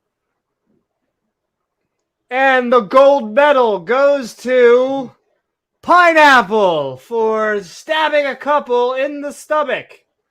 Oh, what a badass. What a badass. What a badass. Watch out for that guy. Hate to run into him in a dark alley. I wish this was a Fedora moment. I think this is another Fedora moment being created because, you know, Christians, theists, Jews, whatever label you want to take, if you believe that this has moral value, please come tell us about it soon in the chat or an open mic, because I don't get it. I really don't get it. Except for blindly obeying a evil god. It's tribal. It's about tribalism. That's the message. They wanted to maintain their culture and keep it intact, whole and inviolate. And so they made up these stories about bad things happening when they mixed and intermingled, because that's what they wanted. There was intolerance and being afraid of losing their identity and their culture. Yeah, change is scary. Sometimes they fight that with the sword. And all right. You wonder why we get so much strife from so many tribalistic attitudes even to this day, though. Or maybe we don't wonder, do we? It's probably always going to be a thing, but yeah. Well, look, tribalism, superstition, the fact that we're always going to have misgivings, it will be with us for as long as we're alive. As long as humans or something that is a sentient, conscious, introspective species exists, we're going to mess things up. We're going to do things the wrong way so that we can eventually learn. Yeah. But I mean, we have disagreements, right? And the only thing is if I disagree with you about something, you have your opinion, I have my opinion, but neither one of us is saying that their opinion comes from an unquestionable deity that, you know, you don't get to have an opinion because God said so. No, we can talk about it. We can debate the issue, agree to disagree, or maybe, you know, come to a compromise. But when you just run in and say, no, debate's over, God said so, I mean, that's not a very healthy way to discourse. It stifles discourse. It stifles learning and compromise. Anyway. No, it actually, when you believe something without evidence, it stops you from searching for what the actual answer is. It stifles conversation, stifles discovery, just like you were saying. All this baggage that comes with it. Well, I don't know why any of this is going on. I don't know what the moral of the... I understand. Actually, at the end, I'll chime in with an explanation. I know what the moral... Oh, okay, because I think the moral of the story is you listen to God and God says something and you fucking do it. Yeah. But besides that, I don't understand. Like, I don't understand why... To me, it would be way more religiously, quote unquote, insightful if God was like, Wow, an interfaith couple, and they were both blessed because they're both my children. I mean, that's just me. If I had Right. to design this, but apparently, God can't handle that. I hate to keep on He gets harping this, but triggered. this chapter is just so evil. Yeah. I would like to know the apologetic, though. If there is an apologetic, I'll I'm get- sure there's yeah. an apologetic. I'll provide one for you. I think we're on And 14. all right, we are going to finish up the chapter. Now the name of the Israelite.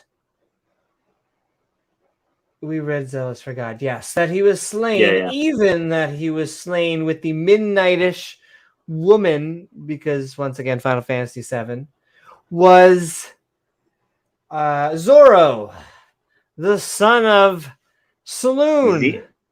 Zima, that nasty drink they used to have. Before there was Smirnoff Ice, there was Zima. Ice, baby.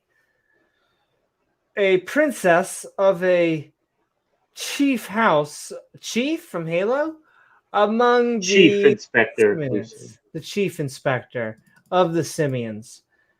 And the name of the final 7 Midianite woman that was slain was Cosby. That is actually what it says. The daughter Cosby? of Zer. He was head over a people and of a chief house in Midian. Well, that's good. And the Lord Bob spat all over Charlton Heston. It was kind of hot, saying, vex, vex, vex. I want you to vex the Midianites and smite them. Oh, you mean kill them? That's what you mean? You mean kill them? Okay. Yeah, they're alive now, but not for much longer. I would like you to 86 the Midianites. I would like no cheese, no tomato, and no Midianites. Good No to mas. know. No mas. For they vex you with their wiles, wherewith they have beguiled you with the matter of, we're going to say Peter. Pieter? No, we love Pieter. Eeyore. And in Eeyore. And in the matter of Cosby, the daughter of the princess of Midian of Final Fantasy VII, their sister, which was slain the day of the plaque, for Peor's sake, of course. Yeah. Of course. Woohoo! Woohoo! You want to check out the All annotations? right. And yeah, we're gonna just say God said to Moses, Pianus had made you stop being angry with the Israelites. He was jealous for my sake, so I stopped killing them in my jealousy. How nice of you. So I am giving him my covenant of peace. Pianus and his seed shall have the covenant of the everlasting priesthood, because he was zealous for me. Once again, he was zealous for me, and then God is jealous, because I have seen the apologetic between zealous and jealous. This person is zealous, this person is jealous. The God. Zealous for me and made an atonement for Israel. The name of the Israelite man that was killed by Pianus was Zimmer. The Midianite woman's name was Cosby. God said to Moses, show me his Zimmer. Vex the Midianites and smite them. Yeah. Oh, so my lordy. So this Baal Peor, the worship of him comes up, and I think it's several other chapters, and eventually God orders them to be exterminated. And the apologetic I've got was that these people, that the worship of this God involved a lot of sexual debauchery. So the men and the women who had sex would most likely be infected with sexually transmitted diseases. So they had to be wiped out. But the virgins who had never had sex before, well, they wouldn't be infected, so they were eventually allowed to live. And so As you do. it was like a pandemic protocol back then. They're infected; they've got to be killed so that we don't infect our people with their diseases. Mwahaha. And all right, God said to Moses, "Vex the Midianites and smite them." My lordy, lordy. And all right, with that, we are going to move on to chapter 26. And we're going to do something interesting with this chapter. I'm giving out a PSA.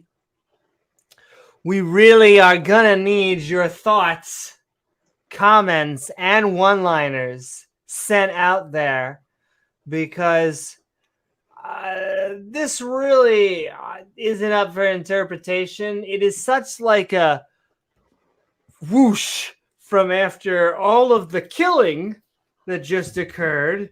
God was like, we need to go back into exposition mode. And so we are going to speed read. I'm going to read the whole thing. We're going to mow through here. And I'm going to be looking for your comments of fun. And then we're moving on to 30 minutes of open mic where you could tell us about all of the wisdom that we just experienced. But that's right, baby. We are always looking and loving for support on this channel, because the content is always going to be free. Because we just want to get information out there to the public, but we do appreciate the support because it enables us to do more fun. Buy my DVDs. That's right. But send in love, and just like you saw with Randolph Richardson, you can tag us in chat, no matter if you are on Facebook, Twitch, or YouTube, at Amy Newman. And all right, the Book of Numbers, Is your body ready? 26. My lordy, I think so, James. It's gonna have to be, right? Because as you can tell, this is heart pounding. And not just heart pounding, but it's going to be violent. Well, I mean, it makes sense because you'd have to readjust the numbers every time God kills somebody. So that's true. You got to keep good tallies on this. Oh, God just killed that guy. Take him off. Boop, boop. And it's not only that, but I think our first time. This is weird. I hate to say this, but there may be a contradiction in the Bible. Wow. I hate to say it, but this is a contradiction in the Bible? Oh, that Randolph said there were none of those, right? There were none of that. Never. It couldn't happen. And all right. Another census. This is just pocked filled with so much wisdom. And it came to pass after the second scoops of plagues, the Lord spat all over onto Moses, our main man, Charlton Heston, and onto Elzar from League of Legends, the son of Aaron Ra, the priest that, kind of had all his sons killed, saying, before he got killed. Yeah. Yes, before he got killed. Take Psalm 41 and all the congregation of the children of corn of Ishmael, Shmishmael, from 20 years and upward, throughout their father's house, and all that are able to play footsie with me, or the game or war in Israel, Shmishmael. And Charlton Heston and Elzar from League of Legends, the priest class who was past level 60, spat all over him in the plains of Moab by Jordan Peterson, near the song Jericho, saying, "Take the sum 41 of the people from 21 years old and upward, as the Lord Bob commanded, along with Charlton Heston, the children of corn of Israel, Shmishmael, the ones that, of course, went forth out of the land of New York." Oh, You know, that's the same ones? The same ones? These guys? same ones. Oh, thank you for We can send clarifying that, you Bible. in. We can send you back out. But Dave Oh. Reuben, the eldest son of the children of Israel Shmishmael, the children of Dave Reuben Hancock, of whom cometh all over the family of the Hanochitties of the Palu, the family of the Palu Knights, which is who you Oh, would think would come from the Palu. Hanochitties. They're The nice. They live 2 Hanochitties. doors down. They're I very love the nice. Hanochitties. I love the Hanochitties.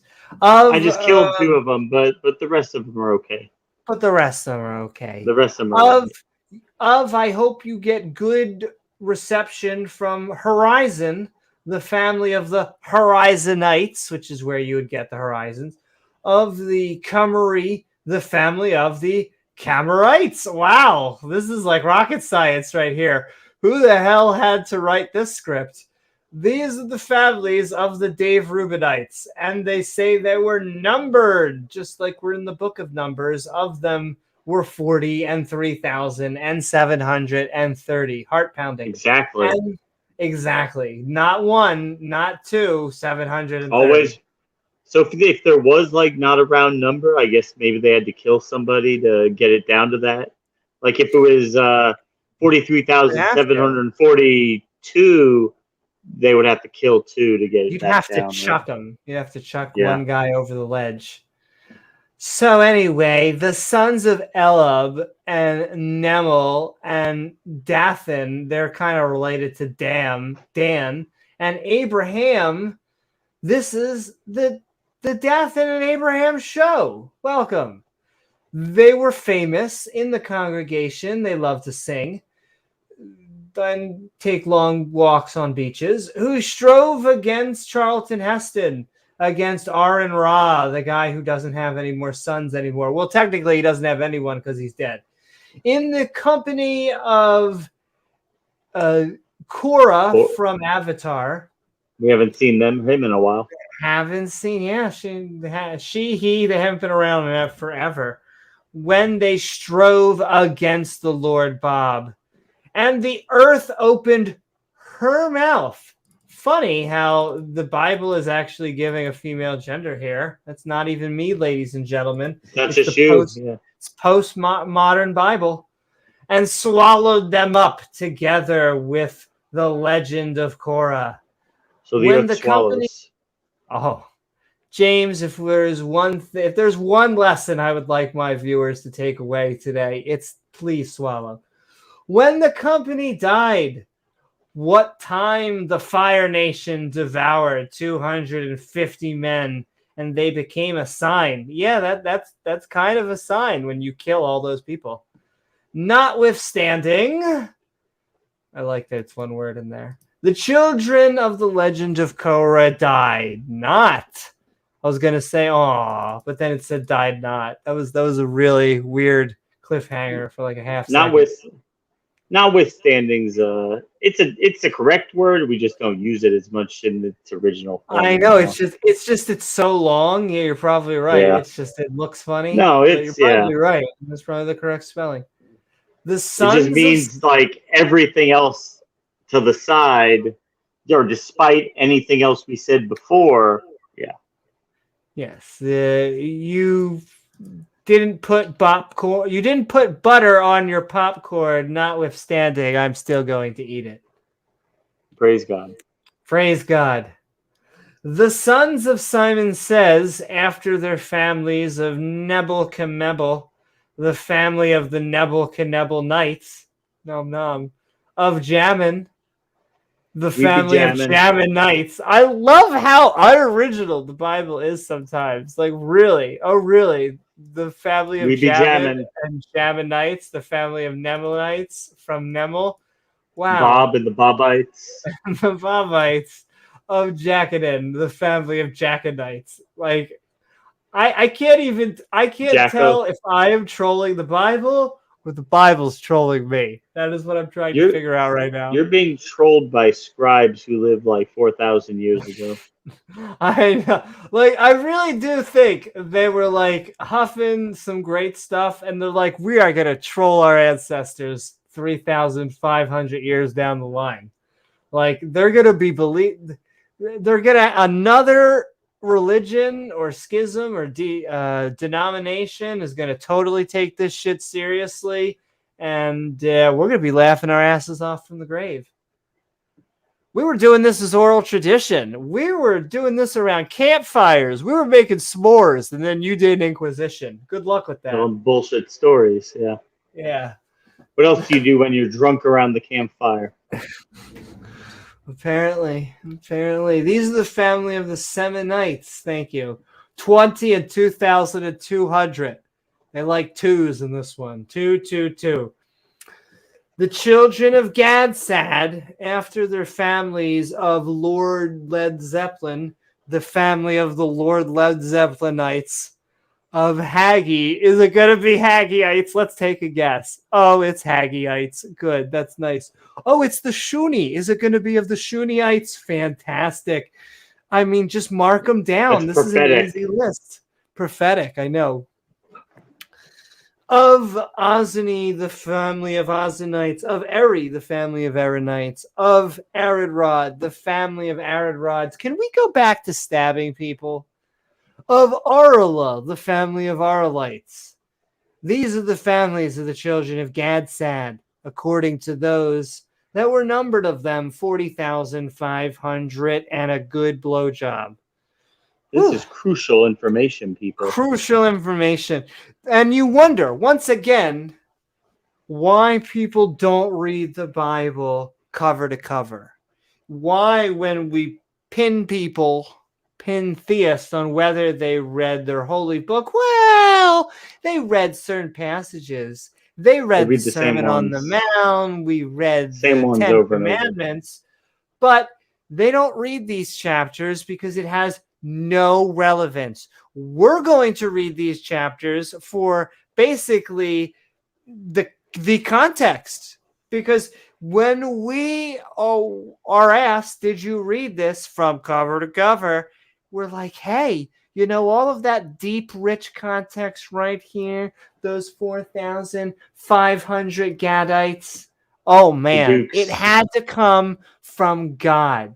This stuff can't be edited. It can't be removed. It can't be touched. And why? Because it's written from God or inspired by God, whatever way you want to cut it. And these people will say whatever this book says trumps modern science. It trumps everything we know to be true because it's from God. And we could just completely remove it. Completely goddamn remove it. Like, I don't know which is worse. Like, we went from literally stabbing a couple because they had different religions in the stomach to now counting. I think we're about to go to war. Like, I got some either Game of Thrones or Lord of the Rings vibes preparation. You don't grab this many that age men for no reason. They're not going to have a orgy that was 76,000 wide, as much as I wish that was going to be the case. That would be a lot of coming. Be a lot of coming. It'd be a much better book, James. Be a much better book. Where the hell were we? The Gadites, the sons of Judah. Yeah. Okay, sons of Hey Jude. The sons of Hey Jude were Er. They were Er and Onan. No Urites, no Onanites. And and Onan died in the land of Canaan. Can I not? Can I not? And yo, what is up, doorknob head? Hey, doorknob. Doom. Saying hi to everybody, but keep on sending those comments in. I know this is I think I've heard many people say that they've read passages in Numbers chapters 26 and then they got converted. They said, of the sons of Issachar, which sounds like the thing I name my variables, after their families, of Tesla, the family of the Teslaites, of Pua, the family of Pudanites. I go, wow, wow, it gets me through tough times. Somewhere, the story, like, guy was in the hotel room. He had the gun. He was thinking about doing it, and he opened up the Bible to the random page, and he read about how many the tribe of Judah had, and he realized that life was worth living, and it completely renewed him, his sense of purpose, and it saved his life, Amy. This chapter saved his life. Saves his life. It got him out of drug addiction, James. Got him right out of drug addiction. He would have killed himself if he didn't read this chapter. How would you know how many were in the tribe of Judah if it wasn't for this chapter being in the Bible? I don't know. I'm just glad, I guess, we're not stabbing interfaith couples, so I guess I should just take my vegetables. Well, for the time being. For the time being. A brief moratorium on the executions. Exactly. Sometimes you need to take a breather. Hey, Bird. What is up? Hey y'all, all you heathens. That's right. The vegetarian bird. Bird came just in time for the census. He's gonna be. When I think of cutting edge literature, I think of Numbers chapter 26. Something that's insightful, historically accurate, relevant to today. Something that it speaks to us all individually. It's God not just speaking to everybody, but He's speaking to you personally through this chapter. He is. He's speaking right through me, and oh my. Definitely felt him right down below. What are we talking about? We're talking about a census, apparently, because God likes numbers. I guess when you're not killing someone, you might as well be staying on theme. Here we go. So, of Jashubub, the family of the Jashububites, and Shimarama Ding Dong, the family of the Shimaranga Ding Dongites, these are the family of Issachar. I know.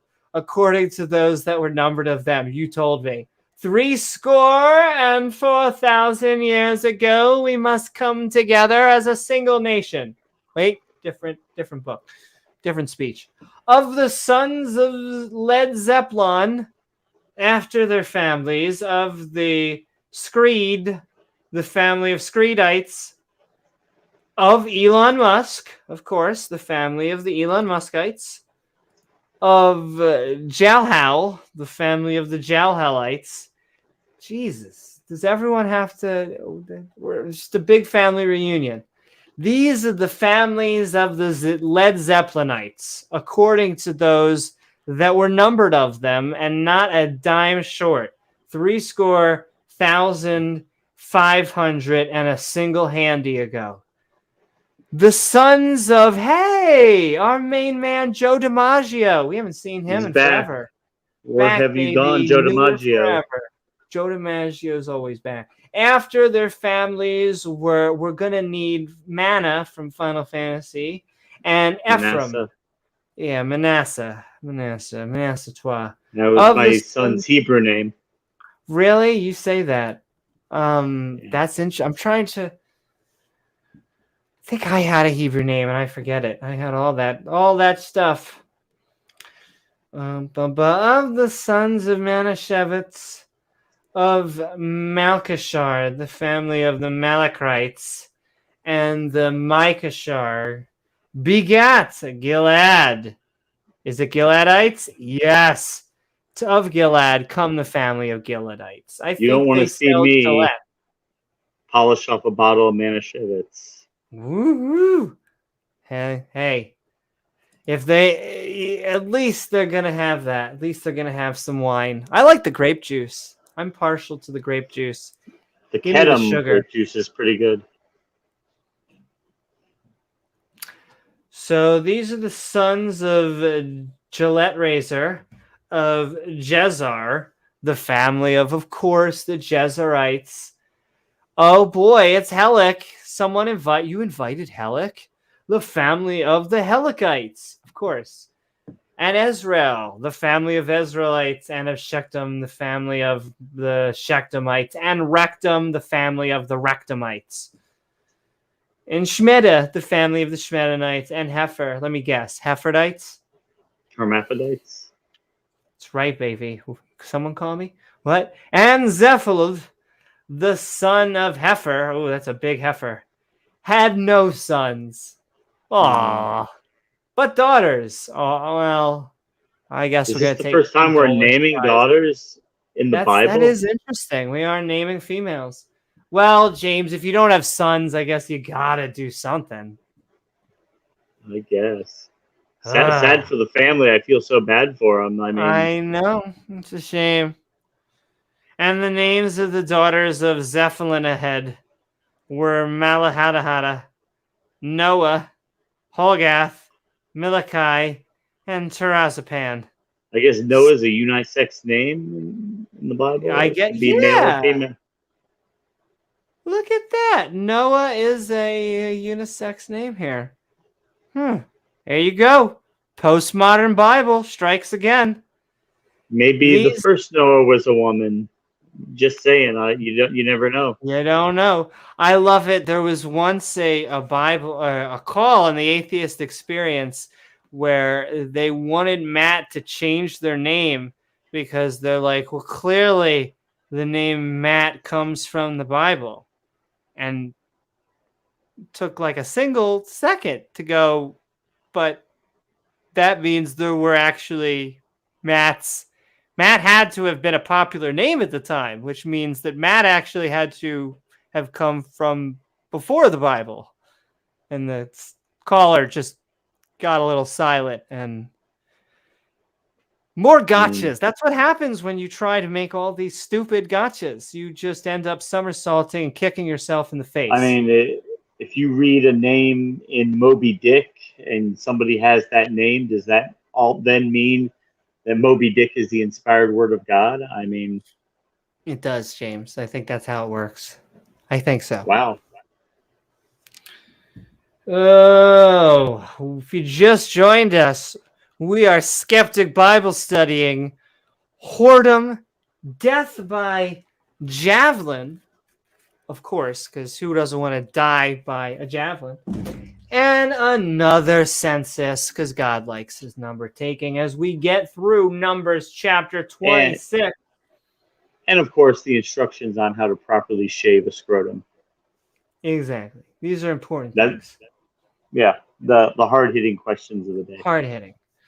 So Noah, Holgath, Milcah, and Tizerat, Patatapat. These are the families of Manashevit's wine, and those that were numbered of them were 52,700, and don't you dare say one more. These are the sons of, I think you need to wear a diaphragm, after their families of Shidalala, the family of the Shidalalaites. I love the Shidalalaites. They're great. Of Betcher, I betcha. Of the Betcherites, I bet your assites. Of Tarzan and the family of Tarzanites. So you are tranny of the Trannyites? I am. There's a great many of the Trannyites. How many? 7,400,326, or yes, I would say enough to knock out every IT department. What are we talking about? But yes, 7 years ago. And these are the sons of Shadalalabam, of Aaron, the family of Aaronites. Aaronite! These are the families of the sons of Diaphragm, according to those who were numbered them. You know, that was like the rumor going around anyway. 30 and 2,500. Some people are saying. These are the sons of Joe DiMaggio and after their families. Good to know. Thank you, Joe DiMaggio. The Sons of Breaking Benjamin, a fantastic solo album that they dropped. Break out the Benjamins. Break out the Benjamins. After their families of Belza, oh, come on, do it to us. The family of the Belzamites, and of Ashkasham, the family of the Ashkashamites, who were able to catch all Pokemon. Of Abraham, of course, the family of Abrahamites. No originality in this text. The Lincolns. The Lincolns of the Lincolnites. So Shuffam, the family of the Shuffamites, and Huffam, the family of the Huffamites. And the sons of Bela were Ard and Nam.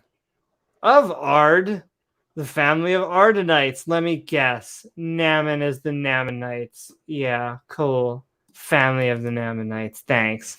These are the sons of Breaking Benjamins. After their families that were numbered of them, and there were 40 and 5,000 and 600, and all of them lived happily ever after. These are the sons. Yes! Yes! It's about time. About time the Bible finally brings up relevant people. These are the sons of Dan. Oh, come on. You're not going to give us the Danites? You're going to do that to me, Bible? Everythingites. Fucking the kitchen sinkites. And there's not Danites? The used condomites. I know. Look, in my heart, it says these are the sons of Dan's after their families, the Danites. Of Shalom, the family of Shalamites. No, it's the Danites. These are the family of Danites. The end. Correction added. There you go. See? If anyone would like to update the King James Bible for me, they can. Thank you. Tell them that our podcast called. They'll say that you can't update, you can't change the Bible. Well, folks, she just did. Choppa. Look, it needs we need some retconning. I'm not going to say a page 1 rewrite. Maybe page 2.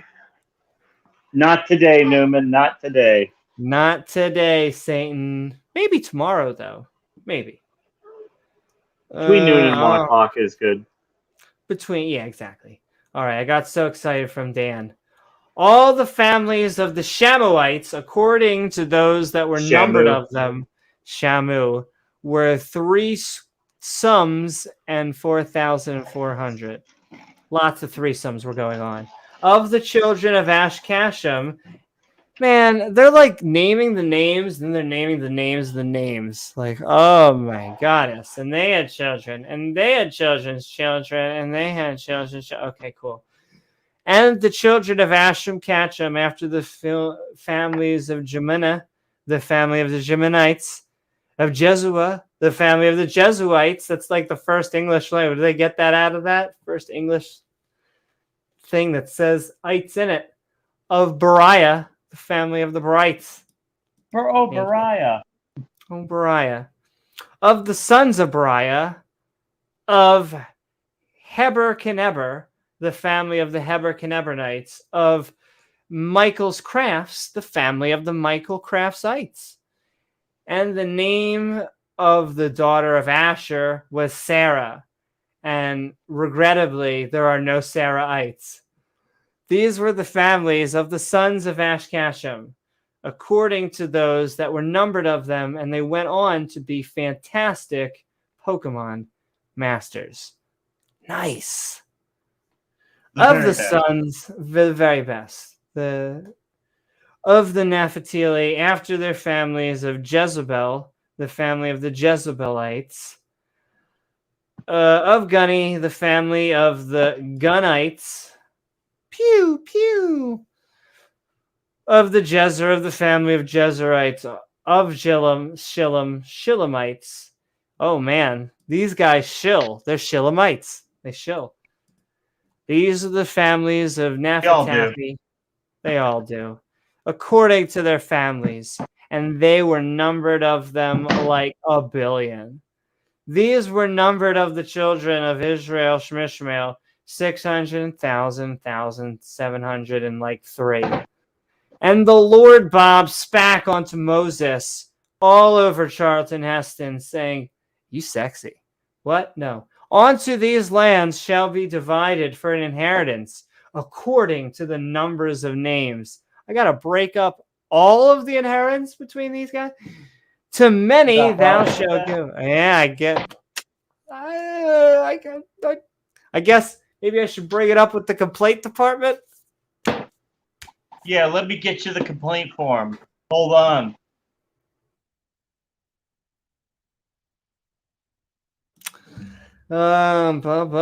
Too many. Unto these lands shall be divided inheritance.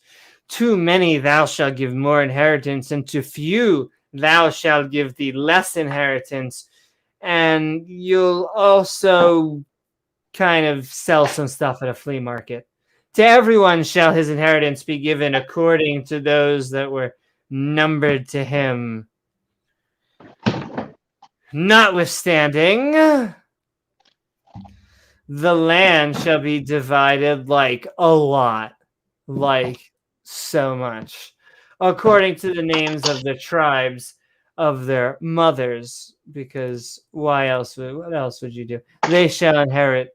According to the lot shall the possession of Casper Ghost there be divided between many and few. Oh, but he's a good guy. And these, he's a friendly guy. And these are that were numbered of the Levi Genesites, after their families of Gokukan, the family of the Gokukanites, of Konath, of the I've been to that Konathites. convention. I know, they're great. The one with the big orange balls and the stars. Of Mira, the family of Miramites. These are the families of the Levi genes. Thank you. The family of the Libanites, the family of the Urbanites, the family of the Melites. Does anyone have a name that not ites? Like, they can't all be ites, right? They sure as hell can be. They sure as hell can. The family of the Mushites. Ooh, mushy. The family of the Korathites and the Kothathites. The Armenites, Mennonites, Nighty-Nights. The And family the name... of the gas station sushyites. Yes, sushiites. Mm-mm. And as I see this, and onto Aaron was born Nadab, and Ebub and Elzar and Thimmer. Oh, it has 3 ands. I'm not gonna. Okay, before I get into these ads, as I see ourselves and into the end of this chapter, well, we're actually going to be opening up into the open mic, ladies and gentlemen. We blew through that like it was no tomorrow. We ate our veggies, ladies and gentlemen. So many shake weights. And my lordy, was it filled with wisdom. Wasn't it, James? Don't you feel better that we're almost done Numbers chapter 26? The words escape me, yeah. Yeah, exactly. I'm sure the vegetarian bird will be able to tell us a little bit more descriptively.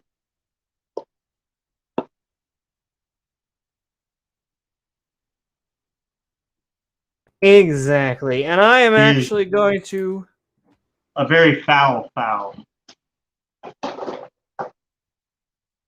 I am going to be sending the link into chat so that you can join us as we prepare for our open mic and finish it.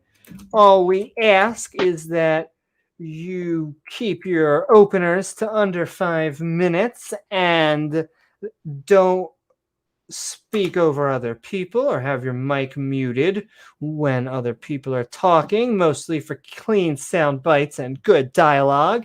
But other than that, James and I like to say speech advocates, because I always get worried with the word free sometimes could speak, but we're speech advocates.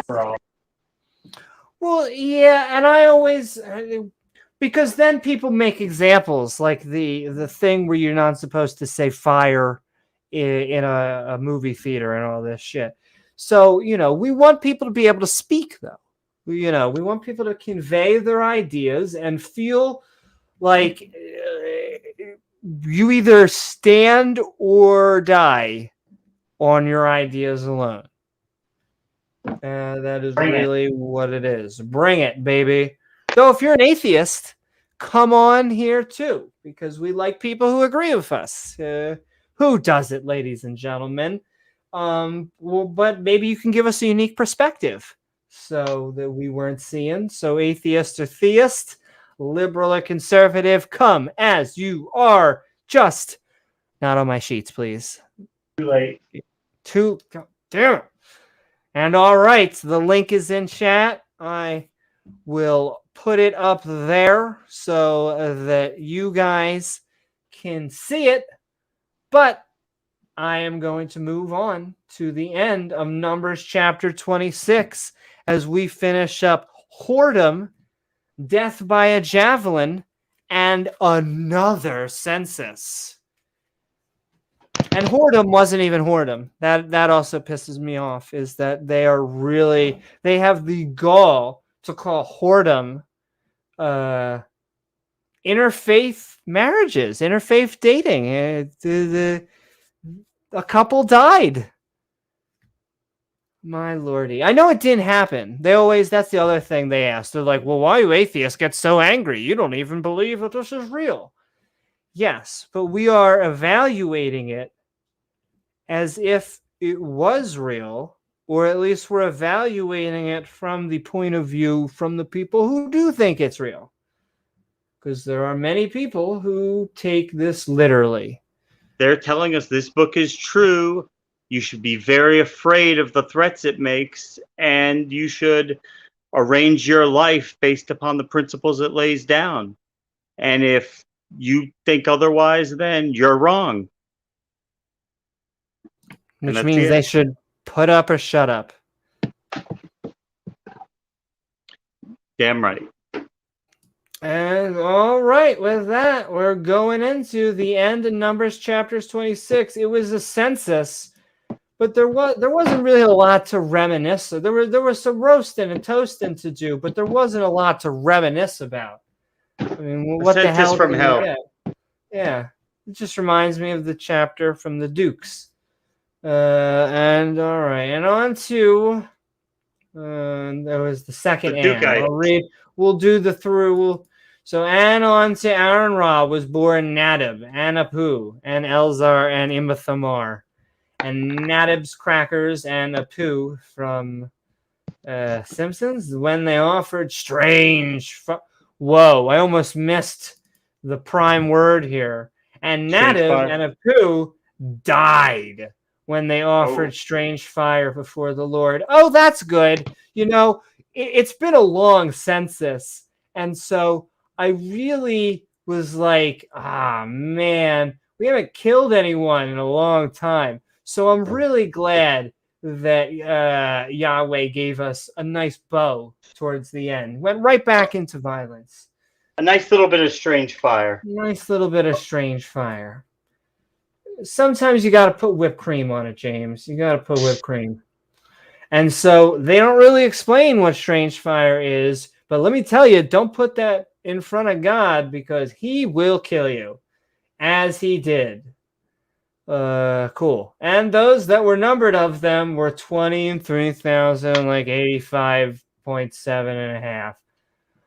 All males from a month old and upward, for they were not numbered among the children of the corn of Israel Shmishmael, because there were no inheritance given to them among the children of Israel Shmishmael.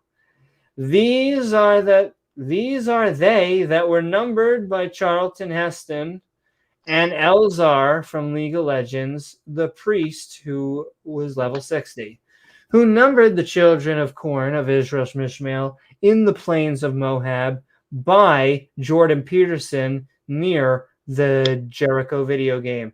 But among these, there was not a man of them whom Charlton Heston and Aaron Ra, the priest class at level 60, throwing shields, numbered. When they numbered the children of Israel shmishmail of corn. Yeah. In the wilderness of RuneScape for a good amount of PvP at Sinai. For the Lord, Bob, had said of them, they shall surely die in the wilderness of RuneScape. Got a pack, I didn't see heavy that one armor. coming. You shouldn't be carrying all your items because you can lose them with you. I mean, you shouldn't be in the wilderness. If you can't take the heat, get off the seat. And there was not left a man of them, save Caleb. What is that band called? Kohead and Cambrio? Caleb, the sons of Jabbernunuhe, and Joshua, the son of a flying nun. Son of none. Okay, so what did we just read? God said to Bullshit. Moses, this is how you shall divide the land among the Israelites. Divide the land by a lot. I killed Nadab and Apu for offering strange fire before me, like it was a great time. God slowly killed all the men during the Exodus except for his favorites, Caleb and Joshua. Who survived to see the promised land during the Exodus? Well, God slowly killed the Israelite army. Whew. Hey guys, you remember that time they brought strange fire? We smoked their ass. Well, we killed them. James, Those are the days. It happened on a high note. I'm just glad that after counting all those people, we at least got to kill 2. So, Coheed and Cambria. Thank you. I don't know if that's new or if he's just reminiscing about 2 of our sons that he killed before. I don't know. Remember when I killed those sons? Remember when someone touched a rock with another rock and it made the water sprout a little bit too much, and so I killed them? Pepperidge Farm does. That's the Keebler elves.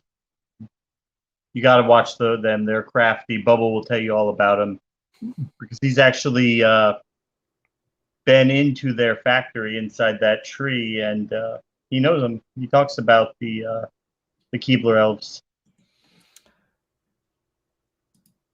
And speaking of Keebler elves, we are about to be moving into our open mic because we just got done Numbers chapter 26. So if you have agreements, disagreements, thoughts about tacos, now is the time to join us in the link below. And with that, we'll just stay here for a few more minutes and talk to people in chat. We'll talk about the subject if nobody joins and have fun. But I think they're elves. How are you about this chapter? Seeing how to phrase this. I wanted to say what are your thoughts, but I wanted to do a metric like. On top of 1 to 10, how evil was the first chapter? In terms of boring, how boring was the second chapter? Well, I mean, the first chapter, considering it is Yahweh and he's flooded the whole world before, but it is still pretty damn evil. I'd have to give it at least a solid 7, in terms of raw evil. And this one, in terms of boring, I would give it like, I guess 10 would be the most boring. I would say like 9, but he did kill 2 people, so maybe 8. But it was pretty damn boring. Yeah. See, I would agree with you. I would even say I'm feeling 8 and 8. I feel like it was a high level of evil because it was just, That's it's true. Classic. The interfaith couple being killed. It's like this, the classic tribalism, something that we can't seem to. We'll always deal with tribalism to a degree, but religion is the light on the match of gasoline. If not, they are the gasoline. We probably will suffer from tribalism for quite a long time, at least. But this is like the embracing, the justification of it, the exaltation of it, trying to structurally work it into society so that it can never be changed. Yeah. Yeah. And then I would also give an 8 because these chapters annoy me because, like I was saying before, it can't be edited. This can't be, unless you are going to pick and choose knowingly, then this stuff has to be in. It's for the narrative, is the apologetic I have heard. It is, yeah. It won't flow right if we take this chapter. What are we going to do with the next chapter? But you could edit it to where, you could do some sewing marks. You know what? Then why don't we get a freaking day by day description of what they were eating that day, the menu. Give us a daily menu. This day we ate this for lunch, and the next day we ate this for breakfast. And Aaron Ra went to the bathroom. He took 2 shits and he peed 4 times. I mean, it's along the lines of that level of uselessness and pointlessness, right? Yes, it is basically a laundry list, unless Useless there is some information. Of useless information of people that didn't exist. Unless we're about to do, like I said, some Lord of the Rings style battle where this is all going to come to play. But even then, you didn't need all this. You could have just said, there's a lot of people, and now bring the battle. Needs some script writing editing. And then, of course, the battle, God could just come down and zap all his enemies dead. It wouldn't be... But what kind of story would that be? It would be boring. Where would the fun be, James? Yeah. Like, people talk about, like, the Battle of Armageddon. It's going to be a battle between God and the devil and the demons and the saints. I mean, why would it be a battle? Why would anybody want to fight God? They will lose 100% of the time. Unless you take the Calvinist approach and say God's making them do it, which case he's I don't understand puppeteer. The rapture. I don't understand all this. I don't understand. Well, I do understand the second coming because they thought Jesus was going to fulfill prophecy. And so there's only a second coming, that entire narrative, because they didn't expect him to die. And then once he died, they're like, oh, He didn't we need fulfill all to those kind of... Yeah, and you had to do a rewrite, and you had to create now this whole narrative of a second coming. Geez, some people don't even get to come once. God.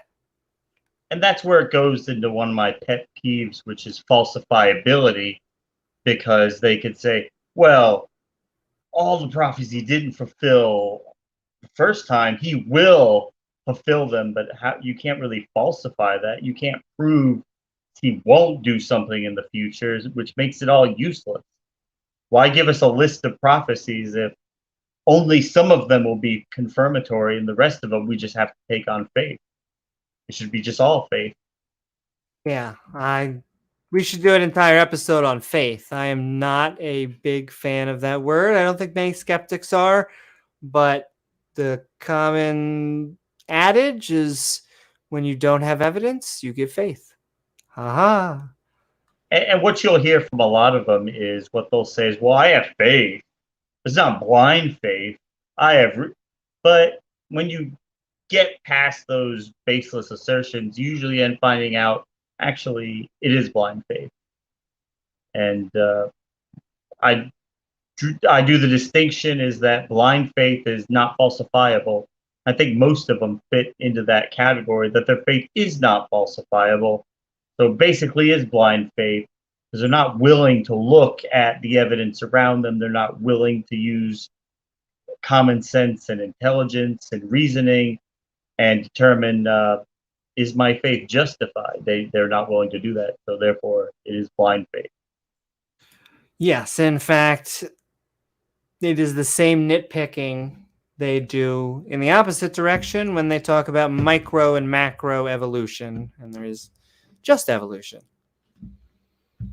Well, so there's two categories of Christians, I'll say, and you have your literalist, your hyper literalists who take the 6,000-year-old Ken Hovind. That version of Christianity is actually falsifiable. You can falsify that because you can prove that most of what they're saying is not true. They just obstinately refuse to admit that it's been falsified. And it's like the equivalent of a third grader walking up to a bunch of mathematicians and physicists and saying astrophysics is bullshit because long division isn't real. I mean, they're just saying, no, you haven't proven it. Yes, we have. You can pretend we haven't, but sorry, Bubble, we have. And then you have your very liberal Christians who just mold their faith around what is falsifiable. You can't falsify that because they're going to accept science and just piggyback God on top of that. So the scientists are actually going out, doing the work, learning, doing the experiments, making the models, and they'll just run at the very end and say, oh yeah, well, okay, but God did it. Big Bang, yeah, there was a Big Bang, but God did it. God was in another dimension making it happen. Yeah. Abiogenesis, yeah, sure. Who made it happen? God did. Evolution, yeah, God was guiding the whole process the whole time. And you can't falsify that because they're just making assertions that are untestable.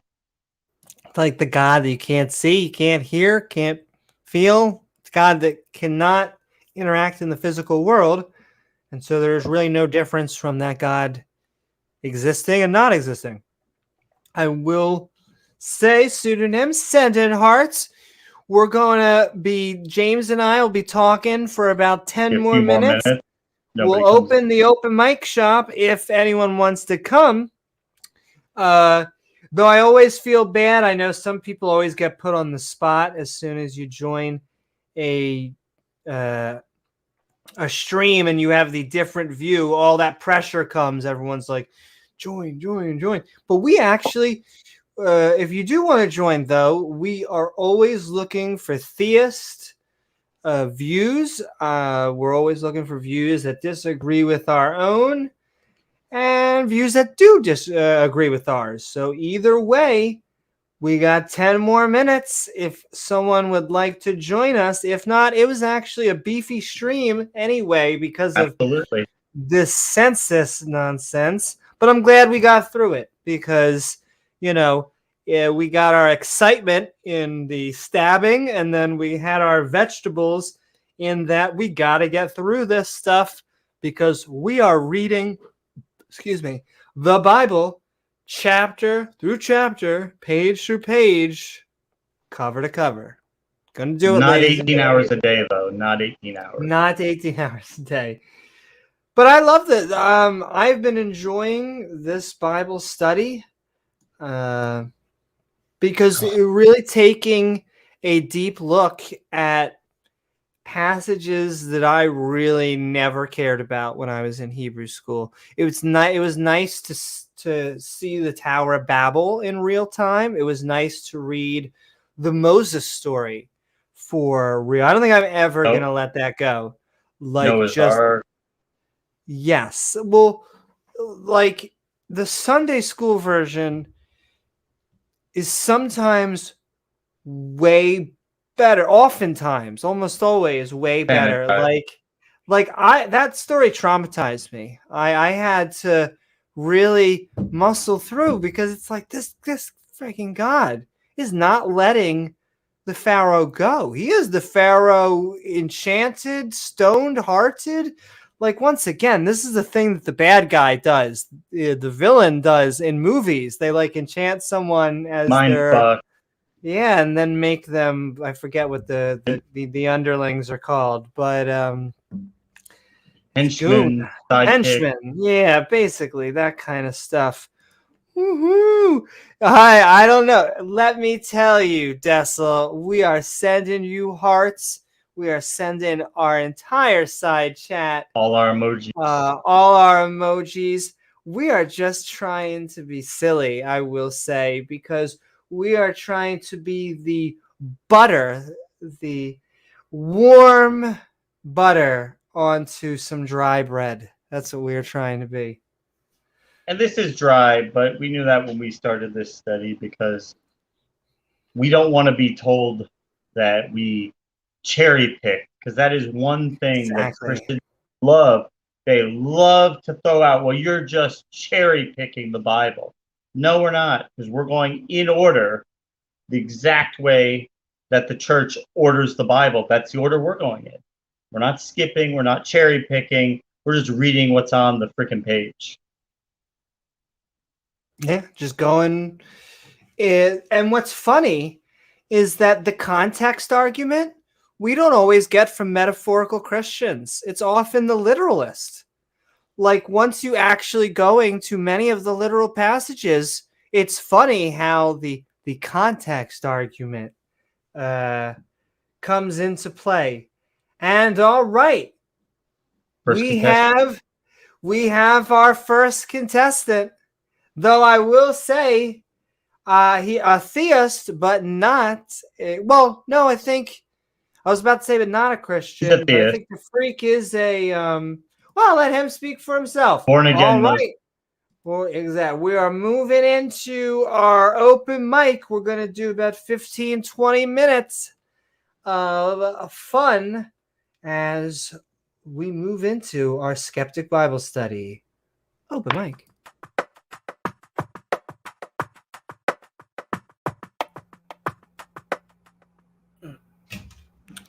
What is up, to freak? And how are you? That good, huh? I usually don't wake up until like Samuel. Good dope. You know? Well, Deuteronomy's not so bad, but Numbers, Leviticus, like, whoa. Deuteronomy's got a special place in our hearts, I'll tell you. But a couple things just about, the details about like all the minutia there, of the story and everything. I mean, these are the things that separate actual myths from actual. Somebody had a diary and was writing Anne Frank down all day at the time, and so we know that this is real. That's one thing that kind of validates it, is this minutia kind of stuff. And another thing with like the interracial killing or whatever he was doing, he had to establish Israel separate from every other nation, specifically because this is where Messiah was revealed to us is from the nation of Israel. That's how we know it's Jesus. Oh. So there's a reason for a lot of this crazy kind of like, schizophrenic stuff that he does, but that a lot of this stuff up until, let me think, up until maybe Jacob and Rachel or Leah, we see a lot of this kind of like, frowning upon intermixing. I mean, you saw it frowned upon very much until you saw a lot of frowning on interracial mixing, even just as of a few decades ago. It was a very common thing in a lot of societies. So it's just been something that people have considered taboo in a lot of cultures. Oh, certainly. I mean, if we're talking about this country and everything, well, I always just blame Congress. It's real easy to do, and plus they just know how to legislate everything exactly wrong all the time.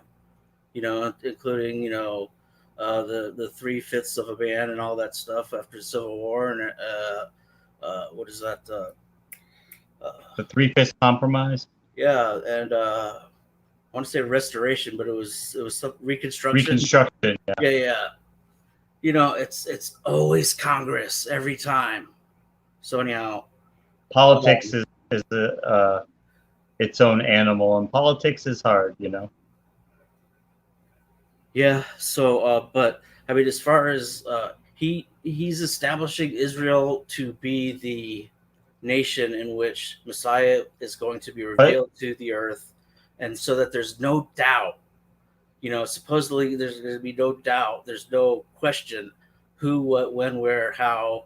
but This was the lion. This was the one. This is not the Hindu one. but This is but he not the came from Israel, right? what's He that? came from Israel, and of all people, the Israelites didn't accept him. Yeah. I mean, God went through all this trouble to preserve that line, killed all these people so that the Messiah could be born, and then that very people, most of them, didn't believe it. You're absolutely right. It's pretty remarkable. And actually, before you started broadcasting this evening, I was actually on another live, and there was Christians that were trying to, I guess, debate whatever with Orthodox Jewish people, and Mhm. I swear they were more resistant than atheists are. I couldn't believe, I was kind of in shock because I usually don't witness to, The Christians Hebrew or the Jews, the Jews. they were very hard Are you, for you to talk to. Oh, they don't accept anything, nothing. you're saying they're as skeptical as the atheists? Yeah, pretty staunch about it. Pretty staunch. Militant. I was surprised. I was literally almost in shock at a certain point. I'm like, they know he's Jewish, right? Like I didn't expect to see this much resistance from them. I thought they would at least kind of be open. They won't accept any of the New Testament, nothing at all. They'll reference it to Oh bash well, it and cherry pick. Of course, Christians cherry pick better than anyone, but they refuse everything in that regard. So it's like I was surprised. I will say though, if they accepted it though, they'd be Christians. Well, that's true, but you got to Could remember be the first messianic Christians were Jews. Jewish. Peter and the gang, they were all Jews. So it's kind of a weird thing. I agree. I think there are reasons why they and I'll go back into open conversation. Thank you so very much to Freak. And if you guys want to join us, feel free to go in the link below. We'll go for another 15 minutes. I actually like that about the Jewish community, in that of how skeptical they are, in that a lot of the secular Jews don't follow the holy book. Many of them are atheists. It I Even the Bible, the Old Testament calls them stiff-necked and stubborn and obstinate several times, and we've already ran across a few of those references already. And the other thing I wanted to say is I want to push back at least a little bit on, I am trying to understand the morality of like what just occurred in this chapter.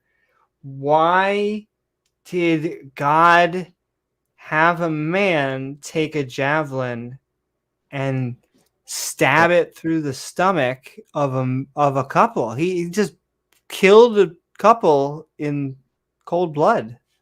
Well, we got a similar response from Jamie Russell, if you remember, a while back, and he was on and he was saying, look, these rules may seem harsh, but God had to have them in place to preserve that line so that the Messiah could be born to redeem mankind, and the devil was constantly trying to thwart God's plan, so God had to put these laws in place and strictly enforce them to bring about his perfect plan. Would you is that a fair summarization of what you were saying to Freak? Yeah, I think so. And I mean, I just got to give it to you, James. I mean, your sarcasm is right on point, your jadedness is right on point, and your knowledge is right on point. And I Thank really you, appreciate that. Just so you know.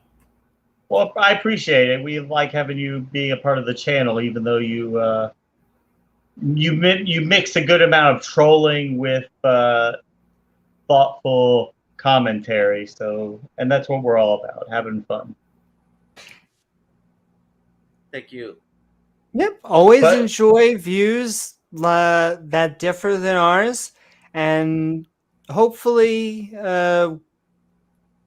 just like you, I don't think you take anything to what's it called when we sometimes roast and toast, as I guess I say about the He doesn't Bible. get butthurt or whatever you want to say about it. The word of the era, I think, is triggered. There will be eventually Triggered. a new something. I'm sure. But I would just point out real I quick. try not to take it personal or anything, you know. That's right, send it hearts. I'm finding more and more though that talking to whether they be non-believers or Muslims, who I usually try to, you know, to persuade, but even just Christian on Christian now, the conversations are breaking down into total fruitlessness, total not productive whatsoever. And A lot of ad hominem. Yeah, if there's any believers out there, I mean, to me, you know, this is a sign of great tribulation. So I just wanted to throw that out there. Can I ask, what is your approach to Islam, Freak? Not to go too far off subject, but what? Well, actually, let me first say this, because James used to use that label, and I didn't know if it was serious or joking. What is the label you go by when I say, what kind of theist are you, Freak? Well, I mean, they would consider me born again Christian, which is probably the best way to describe what I am. I was born into a Muslim family, but I met Jesus Christ 10 years ago.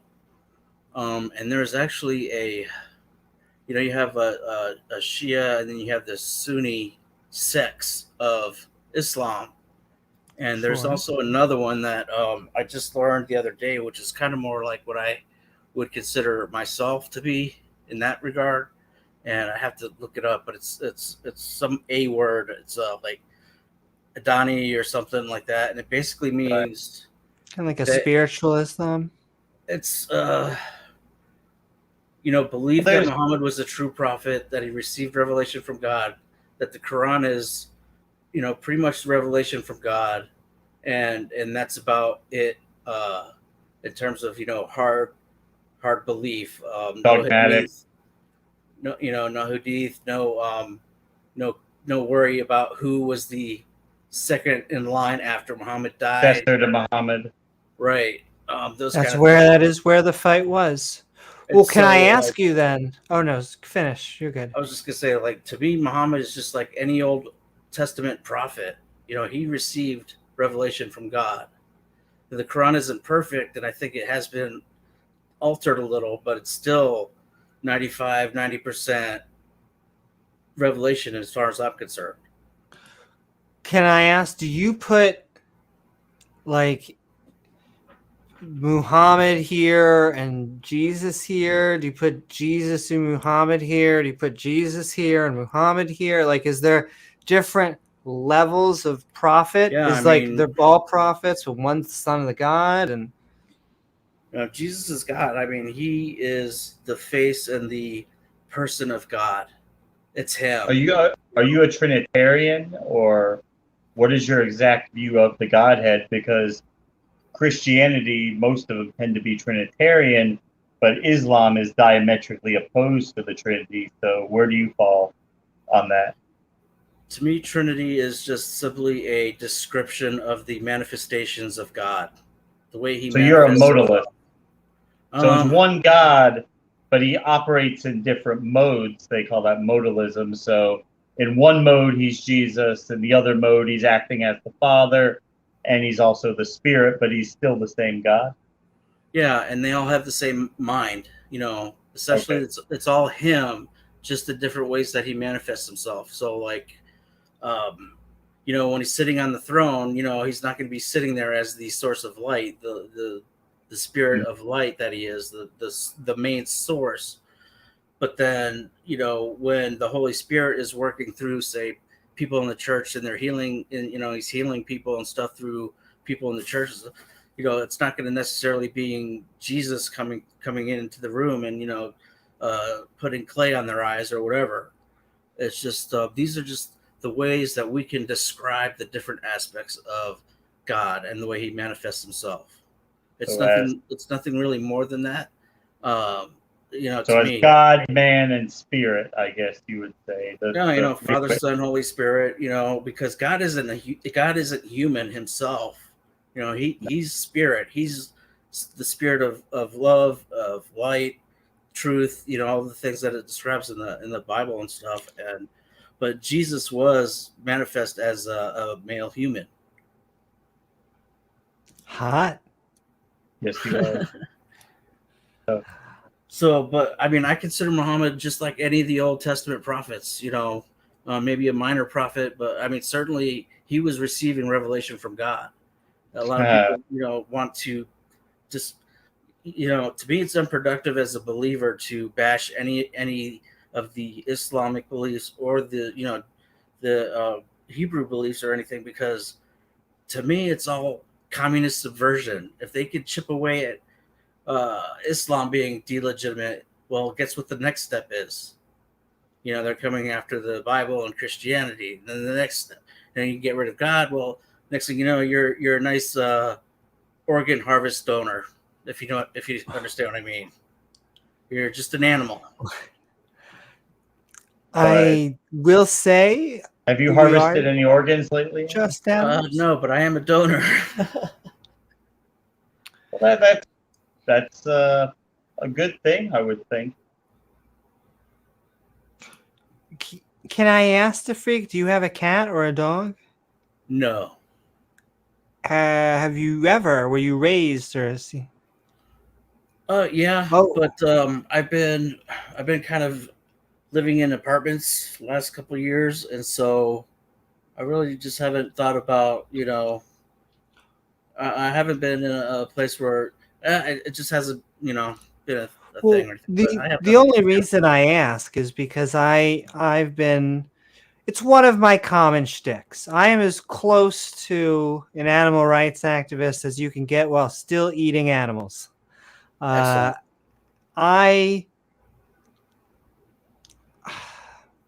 should I ask this? What is your view of other animals? Basically, in the Quran, it basically says, well, first of all, in the Bible, right away, it says, you have dominion over the planet and over the animals and everything. So I believe that's true. And also in the Quran, it says that kind of thing. And it says also that, they go to their Lord. So like the cows kind of have their God, their Lord that they go to. And so like, we don't have to worry about them. We don't have to necessarily worry about other animals, their destiny or their life or anything. We have dominion over them. And so I wish I knew the verse right off the bat. I'd be able to pull it up. But can I just freeze you for a second? Because I get the feeling I understand that view, because I think that is the view that a lot of theist, Muslim, or Rabbinic Judaism is, that you look down on other animals. And I guess that is where part of you saying, well, I'm just an animal, it's because if you remove the peg where we're all awesome, then all of a sudden it's like, yeah, of course we're animals, because animals are awesome. It's not that I'm lifting myself down, I am lifting them up as equal to me. Does that make sense? I understand what you're saying, but in the Bible it says that we have dominion over the land and the sea and everything on the planet, which also means we're supposed to be stewards of the planet. I'm sure you've heard that and whatnot. So like, Christians don't necessarily believe to just blow everything out and know Jesus is going to show up anyway and fix everything. No, we believe that we're supposed to take care of the planet. We just don't know exactly. To me, permafrost don't melt for no reason. There's a reason. Something's happening. We don't know exactly what. We just don't know exactly how to fix it. And I mean, I think maybe you could agree, one Mount St. Helens and all this carbon credit and all this, solar panels, which is, there's not enough oomph in it to really power your Twitter all day. I mean, one Mount St. Helens and all that is for naught. We've got to come up with a whole new source of energy. It's a complicated problem. It's also exponential. I think that right now it's, you see Teslas on the road. I think there will be one day that it'll all be electric because the market will have taken it there. I don't think it'll be because people have done it out of the goodness of their hearts. I wish that was. I think it will eventually become cheaper to just operate that way. But I do think there's a strain. Quick side note. I think there is a strain of people who say, well, I mean, by the time any of those major consequences could happen, I'll be long dead. So why am I going to harm myself economically and inconvenience myself for something that may happen 100 or 120 years from now? And so I think there is a bit of that going on, in that, like, we can just plunder and do whatever we want to the planet because we'll be dead before there's hell to pay. Sounds like a boomer mentality to me. No offense or anything, but like I mean, makes sense, right? To me, it makes sense, and I kind of don't necessarily disagree with that. If you look at Joel 2:3, I think it is, basically it says everything we touch, we destroy. The Garden of Eden is before us, and behind us is a desolate wilderness. That's just kind of the way. Easter Island. It's going to be an Easter world eventually. No trees, nothing, right? So, but at the same time, like I said, when he gave us dominion over the planet, we're supposed to be stewards of the planet. The first thing that he did with Adam was he made him, tend to the garden, right? And going back to what you said about the animals, the fact that we have dominion over them and whatnot, it's not to lower them or their life or their value. It's basically to say that, how do I explain it? Like, in other words, killing an animal is not like killing another person, because it was destined to be, it was destined for that role for us. See, destined by God or the food chain. See, I liked what you said at the very beginning. I like that you were saying that even though we have this planet, or God gave it to you, whatever your view is, that we should be taking care of it. Because I think that some Christians, some creationists, whatever version you want to say, they think that they have a blank check. And even if they cash it, they're just going to be dead, so it won't matter. My thing with the animals, like, I understand a steward as in trying to take care. That's why we have farmers, because we have people that take care of animals. But this just whole dominion, when you say dominion, it makes it sound like God promised us animals, so they are ours. I think, I don't advocate for cruelty or anything like that, or inhumane treatment of animals whatsoever. That's not what I meant, or what's in Scripture. Basically, and I wish I was like, because I came into this kind of later in my life, I don't have like the memory verses all snappy like a lot of Christians and other people do. But there's verses that say, basically we've given you the the green and the vegetables and the cattle, and for you as a gift, and so we're not supposed to basically shun away from that. We should give thanks to God for it, actually. And as far as like taking animal life and stuff, I mean, that was kind of the ordained destiny for that animal. And like it says in the Quran, that they return to their Lord. So they almost have like a cow Jesus that they go to, and it gets he reconciles it. We don't have to worry about it. But he doesn't want us to worry about it. You can go, James. When a tiger is stalking its prey and kills it to eat, the tiger is not being evil. He's not doing anything wrong. He's not being vindictive or trying to cause suffering. It's just the way that species evolved to be predators, and humans are apex predators. We're omnivores. We can survive on meat or we can survive on non-meat, but evolution pushed us towards that meat because, well, look at the herbivores. What do they do 80% of their time? They eat because they eat very low calorically dense food. Like cows, they spend 80% of their time eating to get enough calories to keep themselves alive. Evolution came across and said, well, that's nice. You can let them do all that work eating, and then you can just kill them and eat them.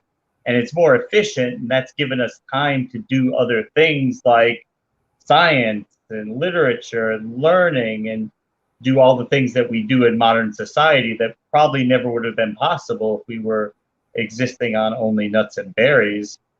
That being said, we're evolved animals just like every other animal on the planet, and we have been pushed that way by evolution because it worked. Now, we do have a sense of compassion towards other animals, and I think most of us, while we do consume animals, we would like their care and their slaughter and the production to be with the minimum amount of cruelty possible. You don't want more suffering than is absolutely necessary, but that becomes hard when you have like factory farming and stuff like that, because we have a lot of people to feed and we don't have time to pamper all the animals and make sure that they have a good life. So it sets up morally conflicting ideas about what you do. And there's no easy answer to it. There's no one size fits all solution. It's just something to think about, And DeFreak, I'm gonna let you answer, but I just want to remind people the link is in chat. We're gonna go probably for, like I've been saying, 8 to 10 minutes, and then we really are gonna leave and go to Discord. But we've been having fun. I want to have just one more round of questions about the actual topic, but I'm gonna hand it back to you, DeFreak, because it sounds like you had something on your mind. Yeah, just one more thing going back to the hierarchy of Jesus and Muhammad and stuff. I put in the chat, in the private chat too, where it says, "Who is possessed of power and with the owner of the throne."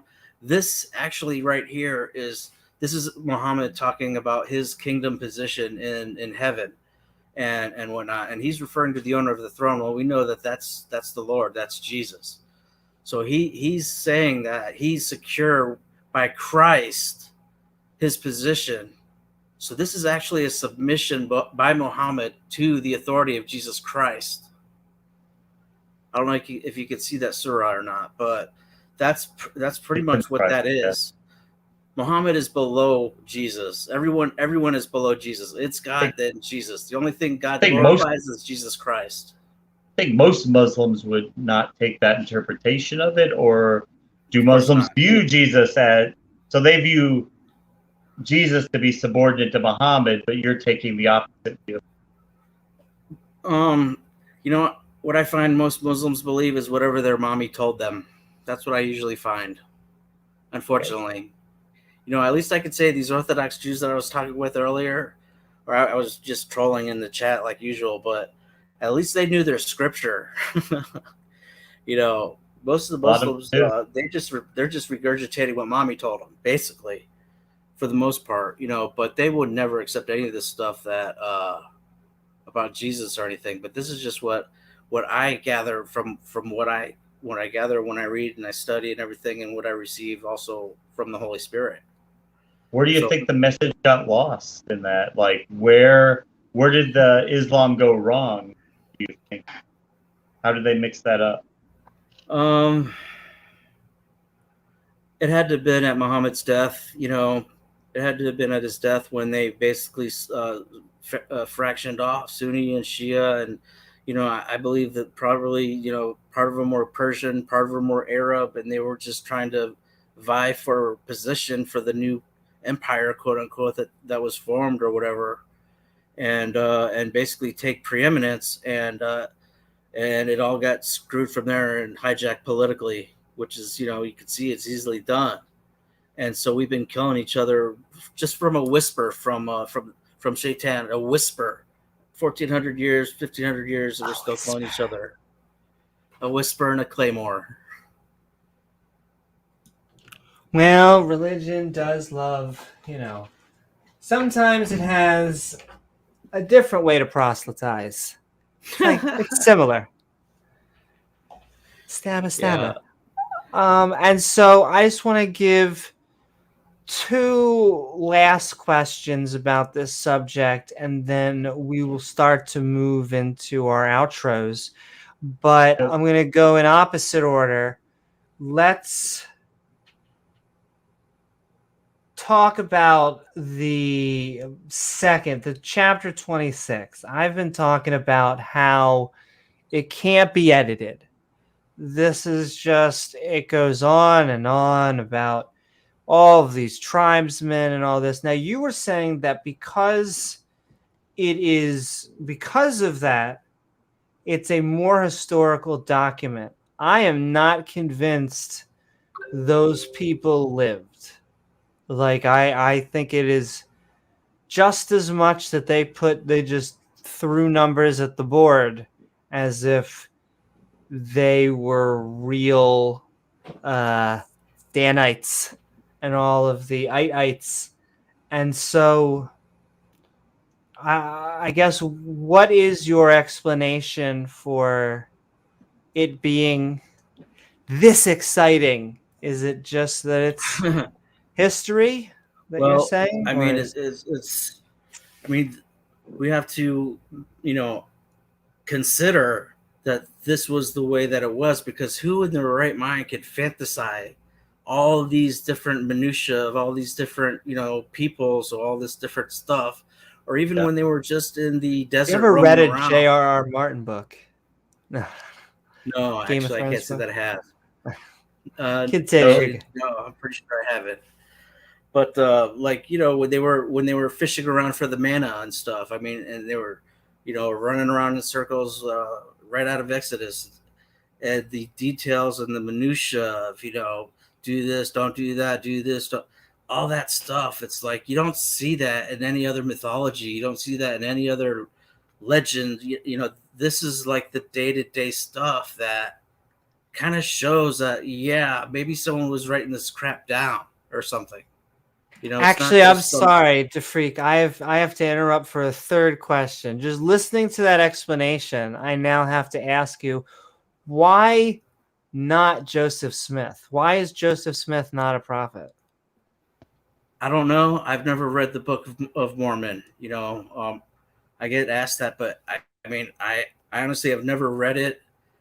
Just the fact that they have the Church of Jesus Christ of Latter-day, whatever. Just the fact they have Jesus Christ as their name is good enough for me. I try to stick to what I know, and that's hey, now you're. So I've never read it. I really can't say much about it. I don't know. I would just say real quick. I hear all kinds of weird stuff. I don't know what to believe. I hear he was a adulterer. I hear he was weird. I hear he was a. I don't know what to believe, but I've never even looked into it. You don't know, you don't.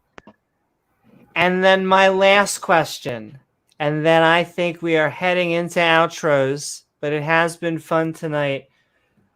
The first chapter really bothered me. I think it forged another, Moses story moment in my heart. It made harder. Like, it is hard for me to not view this guy as an evil god, because he ordered like a chosen hero to grab a javelin and kill a couple, because one was an Israelite and one was a Moab. It was really just 2 different people we're having sex, we're dating, whatever Doing you the want to naughty. say, doing the naughty. And for a text that is supposed to last the test of time, it's supposed to be objective, it's not relative. Why does it seem so evil? Well, And I know it's heavy. It's hard because, I mean, even when you go to the Daughters of Jeb and he took one, or and he had a son with someone who wasn't necessarily a Israelite. I think I don't know if it was the daughter of Jeb or it was just some other tribe or whatever. You're talking about Moses, but or I am, but the thing is, I think they were committing actual adultery.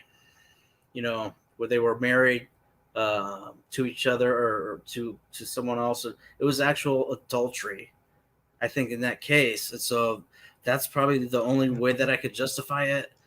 And other than that, it's my usual saying, he makes them, he takes them. He's God. It's his game. It's his game, his rules. And we just Divine have command to, theory. at some point, we have to accept that. I'm trying to debate whether I should ask more questions. Well, I'll make a point, and then you can think about that. I just want to say, just like he talks about pottery and stuff, with the clay and the pot. If you're making a clay pot or whatever, and it starts shaping wrong or whatever, well, you have the right as the creator to dump that thing, or to throw it away, or to mash it, or start. inanimate object. God is the same way. You know what I mean? I mean, he's just restarting, or he's just doing what he wants to do, basically. I don't mean to be political, but I use this as a testing ground. What are your feelings? Do you share the same feelings with abortion? I don't want to take any woman's right away for anything at all. Murder whoever you want. I don't care. But I don't want the public funds to pay for any of it. That's my position. Do whatever you want. I don't care. Just don't have public funds pay for it, because that actually brings a curse. If you were a believer, it brings a curse on the country when you have a blanket kind of a policy like that, because child sacrifice is something that God doesn't like in the Old Testament. So but he does it new, right? I don't think he ever, that's not something that he, I would say that he would accept homosexuality more than he would child sacrifice. Actually, I certainly would, because this is more like innocent life. What would you consider Jesus? What would I consider Jesus in terms of? Like he was God's child being sacrificed, right? Yeah, that's true. But he also was God. So, a different manifestation of God. Absolutely. I mean, he was the chosen Messiah, the one that is to be the final sacrifice, the fulfillment of the law for us, so that we, could live free and actually know the Spirit of God, and to actually know the Spirit of love. And, he fulfilled all that. So child to me is something that is, something that is dependent solely on its parents, its mother particularly. But I don't have any problem with a woman making her own decision or anything. I don't want to take away anybody's right for anything. But the problem for me is the curse that it brings when we publicly fund the thing, because for example, one curse means that you're doing double the labor for half the result. And so we have so many of those on the country, and that's, that's asking. That's the problem. And so Rando says abortion is normal medically, and I'm not even trying to agree or disagree. I just I always just find that logic of you could take them in, you brought them in, you could take them out, and they tend to be anti. I just want people to have consistent beliefs. But thank you so much to Freak. We're going to add in Pseudonym, you're backstage. I'll let you we're going to do an intro outro because we are. Wanted to say one thing before that I didn't get to. Sure, absolutely. I wanted to say, I don't know if you have ever, if you're familiar with police procedure and how they investigate crimes and how they interview potential suspects, but one of the things that they're looking for when they're listening to narratives and they're trying to decide if it's true or not true is the people who are not telling the truth. A lot of times they give excessive details and excessive minutia to their story to kind of give it that air of authenticity, because hey, if it didn't happen, why would it have so much details? We stopped at Food for Burger King and I got a Whopper with a medium fries and a large Coke because I didn't want all those fries, and I didn't get cheese on the Whopper because I don't like cheese on my Whopper. You just get these excessive, unnecessary details that just kind of like you said, hey, who would sit there and make up a fake census? Who's got time to do that? Well, apparently the scribes had time to do it, but it doesn't prove that it's false, but it just means that just having a lot of details by itself doesn't mean that it's got to be true. All right, James. And I actually want to get into pseudonym. Hey, it's a good point. Not everything here was, well, most of this here was written by Moses, supposedly, as far as we know. So I can't even pull, well, there's different authors, so you can't really say that. But, you've got a point. What can I say? You've made a point. There you go. Hey. Mm-hmm. And like I said to Freak, we just appreciate we love having you on to disagree with us. Yeah. You're in the lion's den. Bad, exactly. You're in the lion's den, and you made it out alive. Thank you. What is up, pseudonym? We're only going to be going for a few more minutes, and so just wanted to get you on and say, how are you doing? And we were having a Skeptic Bible Study, Whoredom, Death by Javelin, and another Census. What are your thoughts? Well, I appreciate you having me on. I like I don't know if it's a Freddy Krueger outfit, but whatever you got going, or it was just so friggin' cold that it is turtleneck, and it is finally turtleneck season. You're right, I can see that. Yes. Chop them up. But a cross between Freddy Krueger and Edward Scissorhands. That's right. But I as far as my thoughts, I do like the plethora of numbers, 25 chapters and so forth, because it does bring on a couple cool little illustrations as far as like I know it seems kind of barbaric to take down or Elizabeth or the Abraham of the son of Aaron to take down Zebib and Sezabri, or those two couples. Good night, Blaster Master. Night, Blaster. But I think it does make a pretty cool correlation as far as like evolution, because I like to think we're all kind of poets in our own little thought process as far as being kind of civilized. But as far as like evolution, you would have to have like the poets, and before the poets you would have to have like the barbarians, and before the barbarians you get into like the hominids. So the other introduction I would like to bring in is like I read on this book called, I think, The Prince by Nicholas Machiavelli. And in his description, he would call Moses probably one of the best princes that existed, just because better than Purple Rain. Better than Purple Rain.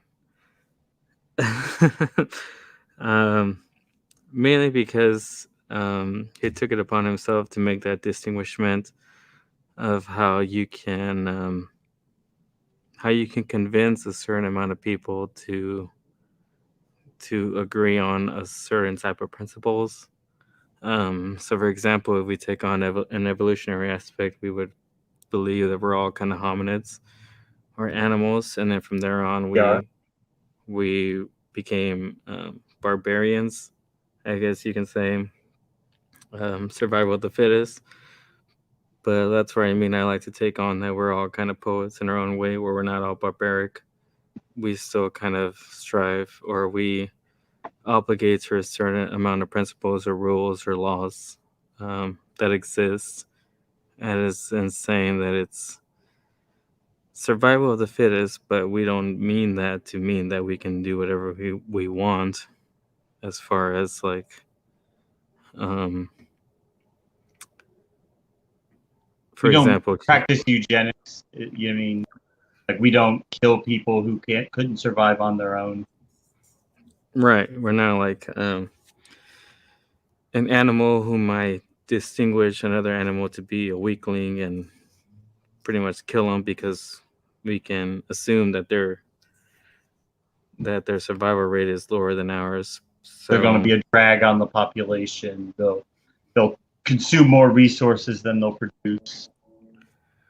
right. So when it comes to like to numbers, especially chapters 25 and so forth, and as far as Javelin, a certain amount of people, or opening up the earth and swallowing up a certain amount of people. As an evolutionary aspect, it makes it kind of interesting that we have the option to like rule out a certain kind of people, those people that are either barbaric or animalistic, and say that they're kind of wrong, but in their own right, we can say that they're doing whatever they want to do, or what they should be doing. But as far as numbers, or Nicholas Machiavelli, he says that you have a couple options as far as taking over the minds of people. So, for example, you can live among the people, or you can accept the people for who they are, or you can. Um, there's another option in there, but the main protagonist is that the only way to be successful is to eliminate a certain kind of people. To really Which kind of people? Well, that's what I mean. Like those certain kind of people would have to take on an animalistic or barbaric kind of accentuation of how they would behave. So if we're all poets or civilized, then that would mean that that we're kind of either fighting off evolution or being evolutionary to window off a certain class or phylum of lower people. And that's where I think it's interesting that Amy brings up like animals, because we don't mean to do that to animals, but we do it to certain people. And Moses, as far as Aaron and killing off people who were, I guess, just frolicking without any kind of principle, would, in a sense, make sense, because you would have to distinguish what's animalistic, barbaric, and like I said, I like to think we're all kind of poets, that we can at least reason or think and not be so aggressive towards other people or even other animals. And as far as this chat, I like to think we all think that's agreeable, but even though I'm not a certain Bible believer, I think this story of numbers kind of intertwines this weird aspect of what society expects of us, I guess you can say, as far as being civilized or what it means to be civilized, and not necessarily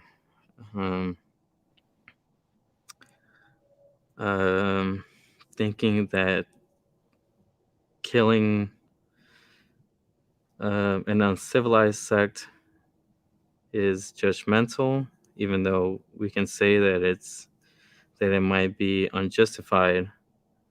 But like I said, from what I read from Nikolai Mashlevy's perspective, it's that it could be justified because a certain sect of people would eventually turn on you, and I think that's what Numbers, as far as in the Bible, kind of intertwines, in which Moses kind of gets he tries to do the best for a certain sect of people or his Jewish people, but as far as him trying to do the best for these people, they all kind of turned against him, and they turned against him as far as like questioning him and what he thought was the best for them as freeing them from slavery. But when they were free from slavery, they questioned him as far as like saying that slavery was probably the best thing that could happen to them because they were at least fed and homed.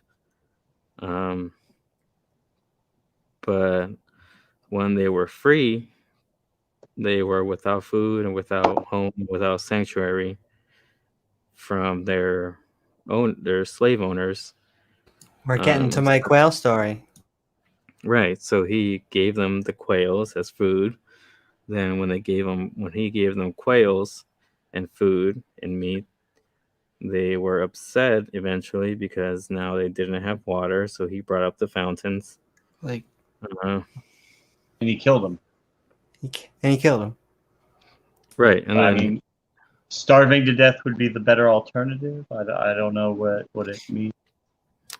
Well, I think it's that eventually I think you can only ask for so much until something, whether you be human or a god, has to kind of break.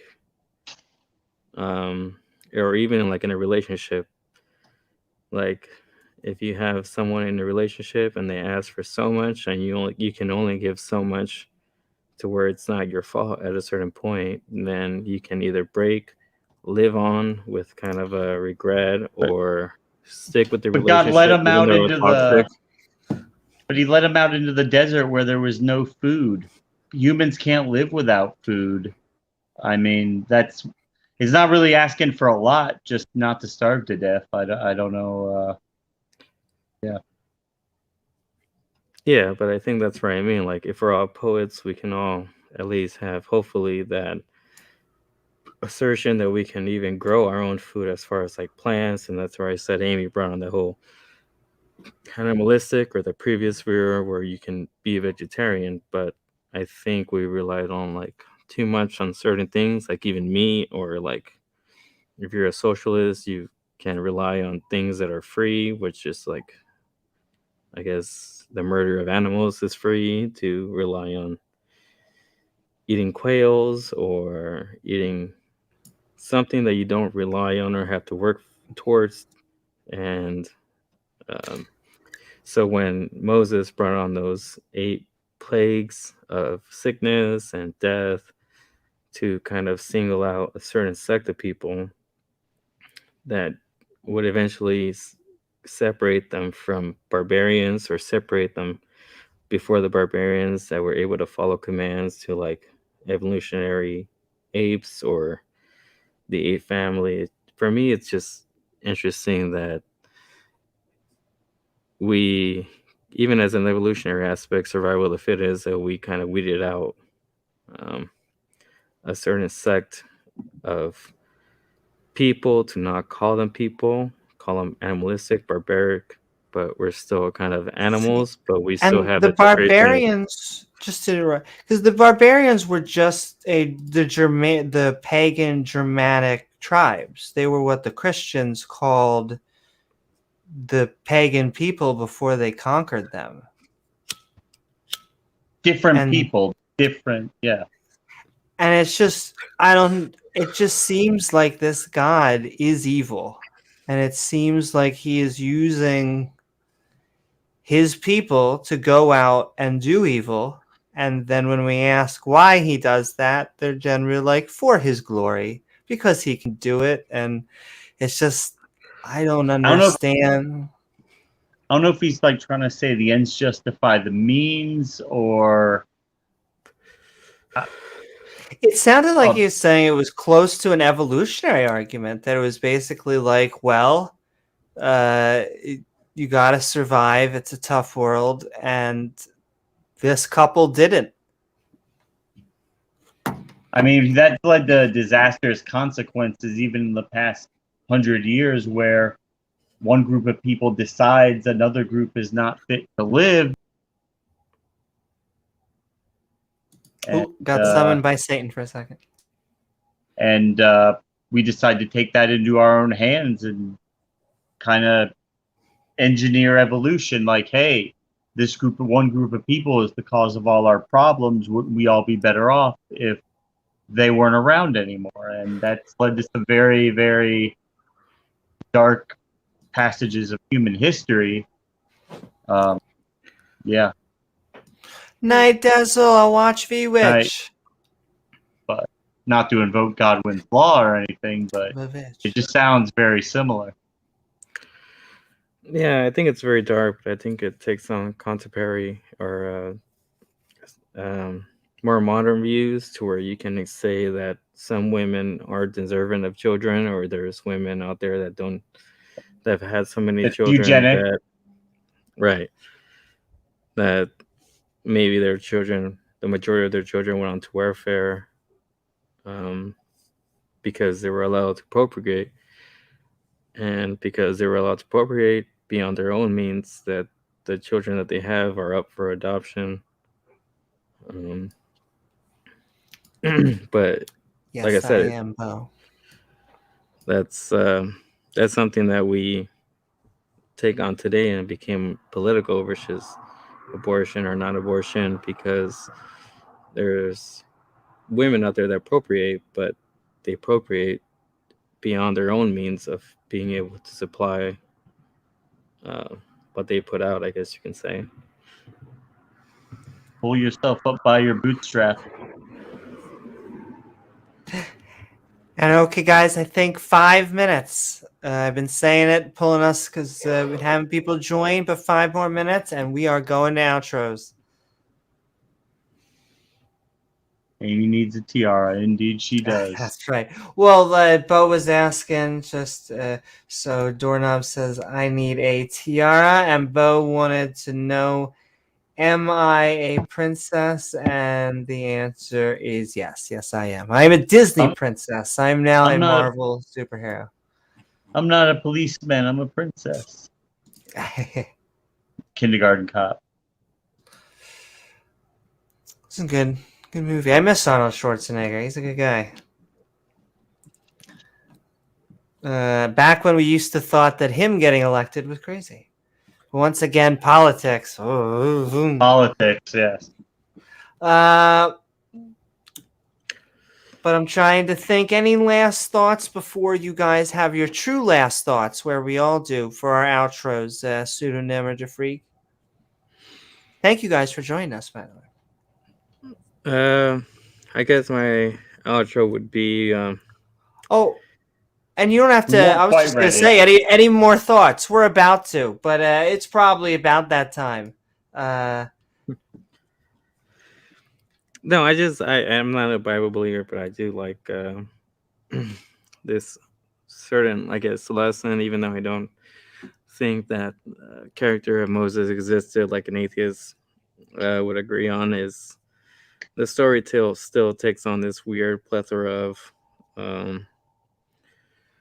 what it means to kind of take out a certain sect of people, even though doing such a thing is evolutionary, but at the same time, you can say that that's considered to be wrong. Kind of meets rape is evolutionary, but yeah, and I would say natural selection is cold and uncaring, in that, like James was saying, that it only cares about surviving and propagating the genes, and in that manner you can have a survival through something as horrible as a rape. But that doesn't mean that because you survive, and I'm not saying you're saying that, but I don't think we should live based on evolution, which is what I think a lot of creationists think, that evolution,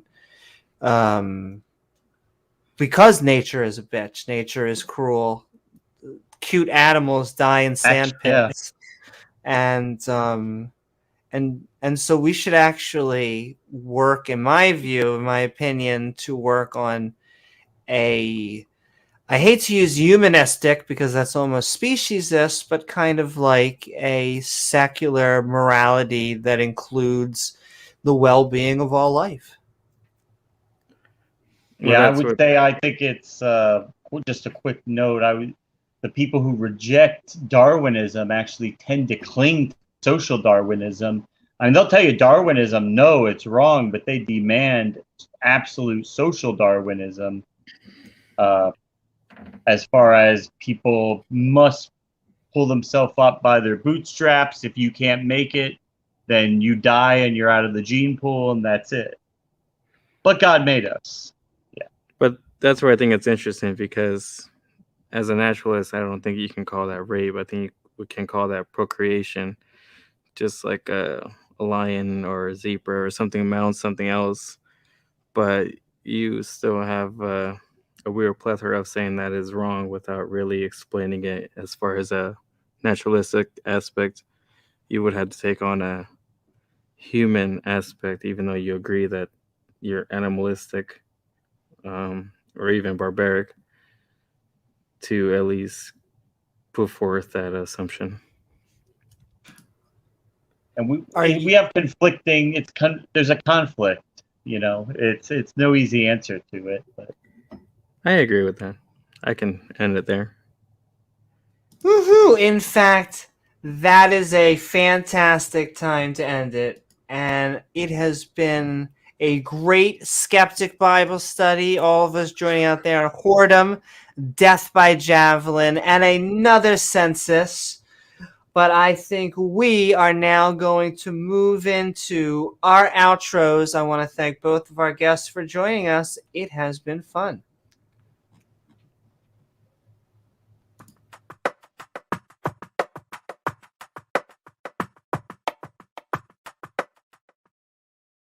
Woohoo! Thank you so much, Pseudonym, for joining us. I know it was like the last minute, and so I want to give both you and DeFreak even more time to talk on all of our future shows, more of our open mic nights, but I still hope that you had a good time, as I said, on our Skeptic Bible Study of Whoredom, Death by Javelin, and another Census. Where can people find you, and what are your final thoughts? I like to just show up here and there as far as this channel or other channels, but as far as the topic, I do like the topic because, like I said, I'm not a Bible believer, but it does bring on certain lessons, and I can't really say why that happens, as far as calling certain things evil or not evil, but still believing that evil things happen as an argument. Can't really say on a other plethora that evil is not necessary or equivalent to being good without reason. So I just like to I guess I would be considered a troll without reason, but I think that's reason enough to at least kind of come on a couple times. And thank you for having me on, Amy. I would say, I think you're adorable, and you have Thank you so very much. Great personality, and that's pretty much it, honestly. Woohoo! Thank you so very much, Pseudonym. And all right, we're moving right down the list. DeFreak, we have been Skeptic Bible Studying on Whoredom, Death by Javelin, and another Census. I want to thank you for coming on. Where can people find you, and what are your final thoughts? Well, I'm usually just scrolling around, following Titan. Uranus all over the place. Just kidding. But I've been just scouring the Quran, trying to find that scripture about the animals and whatnot. I'm gonna keep looking and Post it on Discord if you find. Yeah, I will, because it once you read it and once I find it, I mean, it clears the bell and it helps to just kind of clarify things. Just building on top of what James said. So anyhow, I did post another one about the it's Surah 16:103, and it says, and we certainly know that they say it is only a human being who teaches the prophet. The tongue to which they refer is foreign, and this Quran is in a clear Arabic language. Well, he's talking about Jesus here. He's actually spreading the gospel, talking about Muhammad now. So if he's talking about a foreigner in a foreign language, that means he's not talking about anyone that's speaking Arabic, right? Mm-hmm. So who the hell do you think he's talking about? The Lord. It's him. So anyhow, I just wanted to point that out. That kind of holds true to my political theory, where Muhammad died and then the sects started fighting for political power and position, and as soon as that starts happening, well, everything gets screwed up. And politics owns everything, right? Yeah, the flesh. What are you gonna do? So that's pretty much all I wanted to outro with. Other than I just want to thank the Lord that we don't have to slice up the animals like that anymore. That we don't have to go through all the law and be burdened, really burdened with all those tasks. Like it's burdensome, and He set us free. And I just want to say thank you, Lord, and thank you too. Good night. Thank you so very much, the Freak. And all right, with that, I am handing the keys over the designated to driver. The pilot. That's right, baby. James, no, pilot. Where's Gizmo? Oh, there. Oh. Gizmo, get over here. They want to see you. Yay! Well, guys, anyway, you got to get to see. Thanks for coming along with our Bible study. And we will be back, as always. That's right. I'm back. I'm better. And we'll be doing more episodes shortly. So thanks for tuning in, guys. And have a good night. Whoa, what time is it? 4:30 almost Eastern. You guys stayed all this time with us. So thanks, guys. That's right. James is here. And half of us are queer. What's that? Hi, everyone. And I just actually, one more shot. And then the camera. I was going to say just another shout out to Gizmo, because Gizmo's adorable. And we all support basically cats, puppies, any animal that you can bring on the show. I'm going to be happy. And my camera died. Yeah. And that's okay. And all right, I hope you all had a good time, a fun time even, on this episode of Skeptic Bible Study.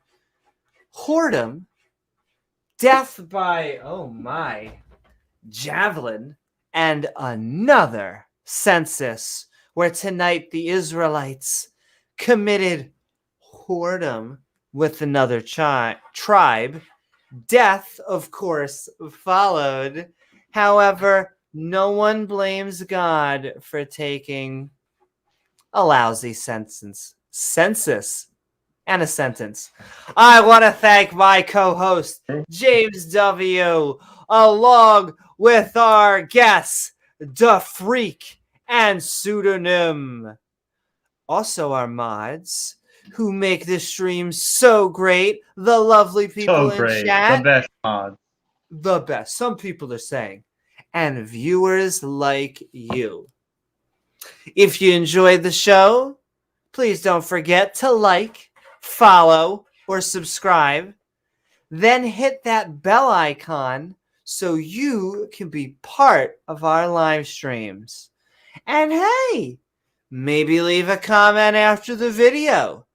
If you'd like to come join us, we will be heading to the Skeptic and Ranting Discord after the chat for the community, the link of which The best is in chat. the description below. The best, some people are saying. Finally, if you'd like to help us make even more fun content, we offer perks for your support at patreon.com/Amy Newman. I am Amy Newman, and we will see you all on the next episode of Skeptic Ball Z. Good night, everyone. Good night, guys.